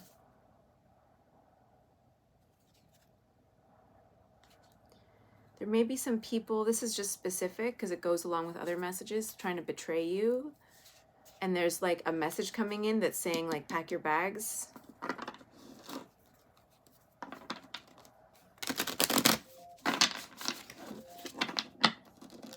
Oh, time to go. 2:30. Alexa off. I set my alarm for this time to remind me that like I gotta get ready to go. So that's interesting. It's like dipset. Did you ever say that when you were a teenager? Like dipset? Is that what we used to say? I don't know. I never really spoke. Like I don't use a lot of like slang or whatever, but we used to say that. Like and it's like bounce. We gotta go. But this is a part of your manifestation. Four of Pentacles. Stability, patience. I'm hearing hold your tongue with the Queen of Swords here and the Four of Pentacles. Like, I feel like you're waiting for something because you spoke this truth out into the world, or something happened, you see something, you said something, you did something, to change something with the Death card, to create some sort of transformation, right? To shift something. And you're kind of like trying to pull people out of it. You're like, let's go, we gotta go, like get out of this. You wanna get somebody out of something, or get yourself and people you love out. And then but your angels are saying the advice here is like temperance, have patience, take care of yourself, focus on really taking care of yourself. But also ready yourself, prepare yourself with whatever you need. Like if there's a way to like save some extra money or collect some extra money, or if there is, you want to like clean up your house. They're showing me there's someone cleaning out their house, decluttering, simplifying a little bit while you're waiting. Maybe quite literally, if this resonates, like quite literally getting a bag ready, an overnight bag or some stuff in a bag, packing your bags. What's the star card here? Oh, star card. 2 of Cups in reverse. Star card is about hope and faith and trust. 2 of Cups, relationship, connection, partnership.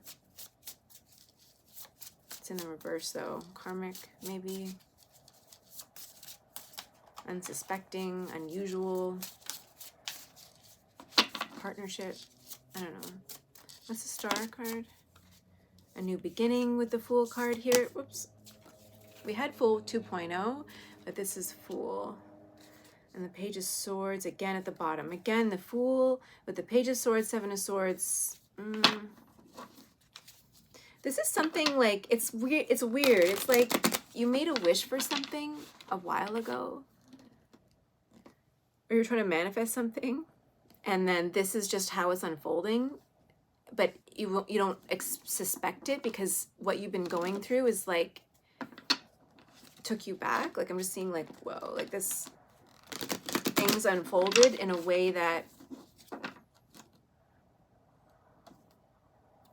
were really painful. 3 of Swords at the bottom of the deck. Really painful for you. But at the end of it, you're getting a wish fulfillment with the Star. Like a brand new beginning I'm seeing. Like just like fresh. 8 of Swords. But it's shrouded in anxiety with the 8 of Swords. Like there's a new beginning, the Star, like getting this wish fulfillment. But the 2 of Cups in reverse and the 8 of Swords, you might be really worried about a 2 of Cups person, like an energy, like that mother bear figure, or someone, and then the Page or the Knight of Cups in reverse. This could be somebody that you really love and care about, but are really worried about. It could be an old partner, right? Or somebody or someone young at heart. I'm hearing with, because it was the Knight of Cups. Someone who you see is very vulnerable. And you're very nervous. 7 of Swords in the Tower. They don't want me to go too much into it. They're not going to give me a lot of information. They're saying under the big top in this picture, there's like this, a circus over there. So it's like there's this betrayal, this hidden things going on. You can't see everything. And you're really worried and anxious, like you don't know what's going on. But there's something under the big top. And what's under the big top? A circus, fun, joy, right? But you can't see it. And so it's not really there. With the Tower card, like you don't know what's going to happen. And the Tower card, 2 of Swords under that. King of Cups under that. With the other cups, like it could be a King of Cups person with the Knight of Cups and the 2 of Cups in reverse here. Like you don't know what's going on with this person with the 7 of Swords, 2 of Swords. King of Cups, Cancer, Scorpio, Pisces. Star. It's like this brand new beginning, this hope, this wish fulfillment, but at the same time, there's all this anxiety and mystery and confusion and deception around it. And so you're really anxious about the situation and how it's going to play out. But your guides are like, everything's going to be okay when you get through this. Queen of Swords and the Moon. King of Swords. Queen of Swords at the bottom in reverse. The Moon. They're not gonna, okay, with the Queen of Swords, I think, and the King of Swords and the Magician under that, the Hermit, they're not gonna tell me. This is like, surprise. It's like a surprise party, like very unsuspecting, like something you can't see. If you're a psychic or intuitive or clairvoyant or strong leader, right, and you're very perceptive, even if you're not like clairvoyant, right, you're very perceptive and can read a room very well. So it's almost like this is going to be a complete surprise for you. Surprise! Like they're showing me a surprise party, surprise! And all the lights turn on and you're like, fuck, you scared me. Like you really scared me. Like I'm just seeing somebody almost like grabbing their heart, like you scared me. Like what the is this? You might even be really angry when this surprise comes out, Magician. Yeah, like you deceived me almost. The Magician can be like deceptive, lying, manipulative. You made me think, Four of Cups, that I was unworthy or you didn't want me or I felt rejected by you. Like what the frig happened? Like what is going on here? Queen of Swords, yeah. Oh, again with the surprise. Like it's like, yeah, just being like, oh my God. It's like somebody is trying to throw you a surprise party, but in order to distract you from going home to be at the surprise, somebody pretends to get into a really bad car accident and you're like, or be kidnapped. Like that, what was that movie with those guys with the bachelor party thing? And they like, the guy, like one guy pretends that to be kidnapped and then his friends are like, what was that from? And they like don't really look for him, but then, oh, it was in 999, the 99 or that one, that show, the cop show, 99, the 99 or whatever. What's it called? What's that guy's name? Oh my God, it's so funny. It's such a funny show. Anyway, so it's the one guy's bachelor thing, and he plans this heist kind of thing, pretends to be kidnapped, and they're supposed to like do the detective work to find him. But it's like that. It's like somebody did this and there's like this thing, and so in order to distract you from the good surprise, they sidetrack you with like a catastrophe, and you're like, oh my God, and jump into like mother bear mode, and I gotta protect everybody, I gotta do this and do that, and you're all distracted, and then like at the end of it, you walk into a dark room, like looking to check to, you know, find the people that you love and like trying to rescue them or whatever. And then surprise, the lights come on and confetti and everybody's like, you won, you did it, yay, you passed the test. Oh, that's what the angels are saying. They're like, yay, you passed the test. And you're like, what the fuck? Are you serious? You just took 10 years off my life. That's what it feels like. It is crazy town. If I were you, I'd be pissed. Like really happy and excited and like, oh, thank you. But like, man, did you really have to do it that way? Like I would be saying to God, like, are you serious? It's okay to get mad at God. I get, you know, God and I have these chats and I'm like, dude, does it have to be so rough? Like, you have to be so rough. It doesn't need to be so harsh. These lessons, oh, man. You know, some people need these lessons. All right. Some advice for pile number 3. Those were from the last one.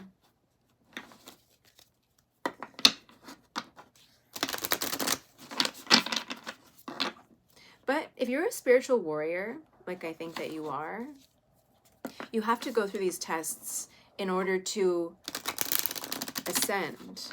Like you have to pass these tests in order to become a warrior. Like warriors aren't just put onto the field. No, you have to like go through training and then go through tests, right? Like let's release you into the wild, into the woods, and see if you come back alive.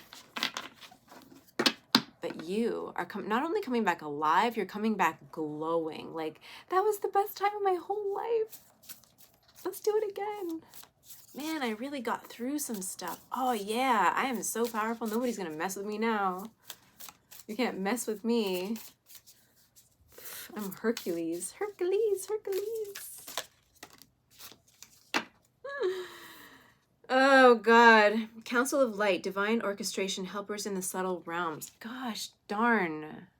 Yeah. This whole, whatever you're going through, this messed up, stressful, like fear-ridden situation is actually a part of your final test.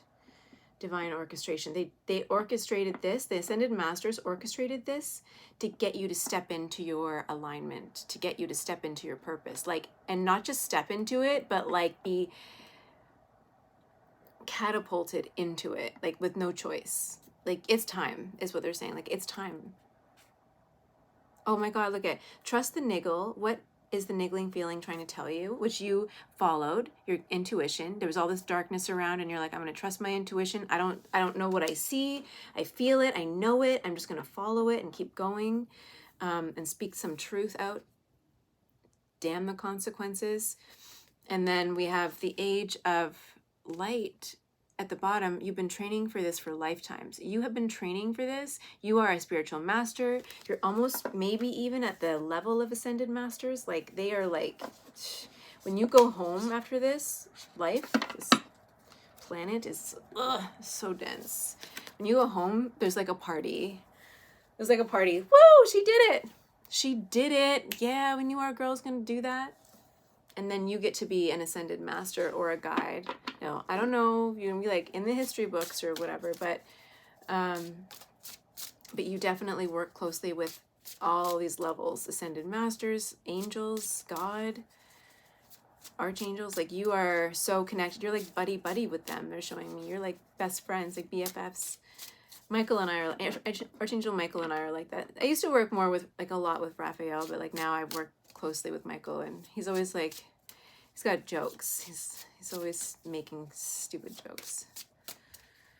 He's like a big brother energy. Like, dude, you can joke around with these people. I feel like, you know, the priests, the way we pray, oh, Father who art in heaven, oh, dear Lord, Master and Commander. That's not what God is. God is your best friend. The angels, they're your best friends. There's nothing like, yeah, they're not holier than thou. Maybe the devil energy is holier than thou, ego. But the rest of them are not. They're like pure joy, pure love. So I didn't get into your mission. I think I should do an Akashic Records reading soon. So maybe we'll do that. Anything else? Spirit? Oh, anything coming of this situation? Like maybe this whole pack your bags situation, or like this thing. Show the world the real you. The energy is gaining momentum. Full moon in Aquarius. I don't know exactly when that is. The energy is gaining momentum. Waxing moon. Maybe after the new moon that's coming up in a week or two. Emotions are running high. So the emotions that you're feeling, that something's going on in the background, in the shadows that you can't see, but you know that's definitely there. You're picking up on that for sure. Show the world the real you. So keep speaking your truth. Even though it's ruffling people's feathers, keep speaking your truth. It's needed. And this is a part of your final test. So keep going with that. Confidence is your key to success. Have confidence in the messages you're receiving and what you're seeing, the truth you're speaking. A time for healing. A new start is coming. A personal issue reaches resolution. Full moon in Cancer, new moon. There's something about the new moon, or just after the new moon, which I think is like, the full moon was what, last weekend or this past weekend? I think. So the new moon is in like 2 weeks or a week and a half. So I think like in a week and a half, there might be something to show for this feeling, or maybe just after that. So I'm seeing like mid-November, there might be like something that needs to move forward, or like I asked about the packing of the bags, like having to leave or going somewhere or getting out of a situation.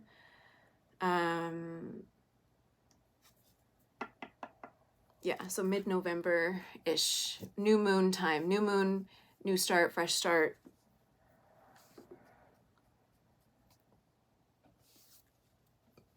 I don't know. There's something about the family, right? Like trying to pull your family out of something, especially this cups, this like Knight, King of Cups person. This like unseen thing, betrayal bond. That book's good if you are interested. About healing trauma and where, like, you know, we don't recognize the people who betray us. Like, we don't, it's really good about understanding how we don't see the red flags in people, where that comes from, and there are traumas, especially from childhood, that lead us into like abusive situations. It's a great book to understand how that has impacted you and your current relationships. Betrayal Bond. Seven of Swords, the Page of Cups. There's this plan. Something about child, your child's son. Everything's going to work out. I feel like you're really worried about a child or somebody or your family in some sort of betrayal and some sort of hidden thing. Like, you can't see it. There's something going on. Two of Cups. This King of Pentacles, earth energy. Some sort of illusions or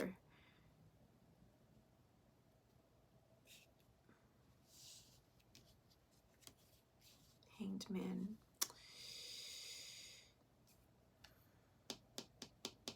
It could be this King of Pentacles energy pretending to be something that they're not, to create some sort of illusion, to make you doubt and second guess yourself or a situation or something, and you're just trying to observe it with the Hanged Man here, Six of Cups. But at the end of this, Two of Cups here at the bottom of the deck, and then we have Six of Cups, reconciliation, this like message of reconciliation, somebody coming in that had to create some sort of illusion, or King of Pentacles energy. So Capricorn, Virgo. Okay, sorry, my phone died, but yeah, if you like the video, give it a thumbs up. If you want to share your story, comment below. And if you want to subscribe, then we can stay connected forever, or for as long as this channel is alive. Thanks for being a part of my community and for watching. I look forward to reading for you next time. Bye.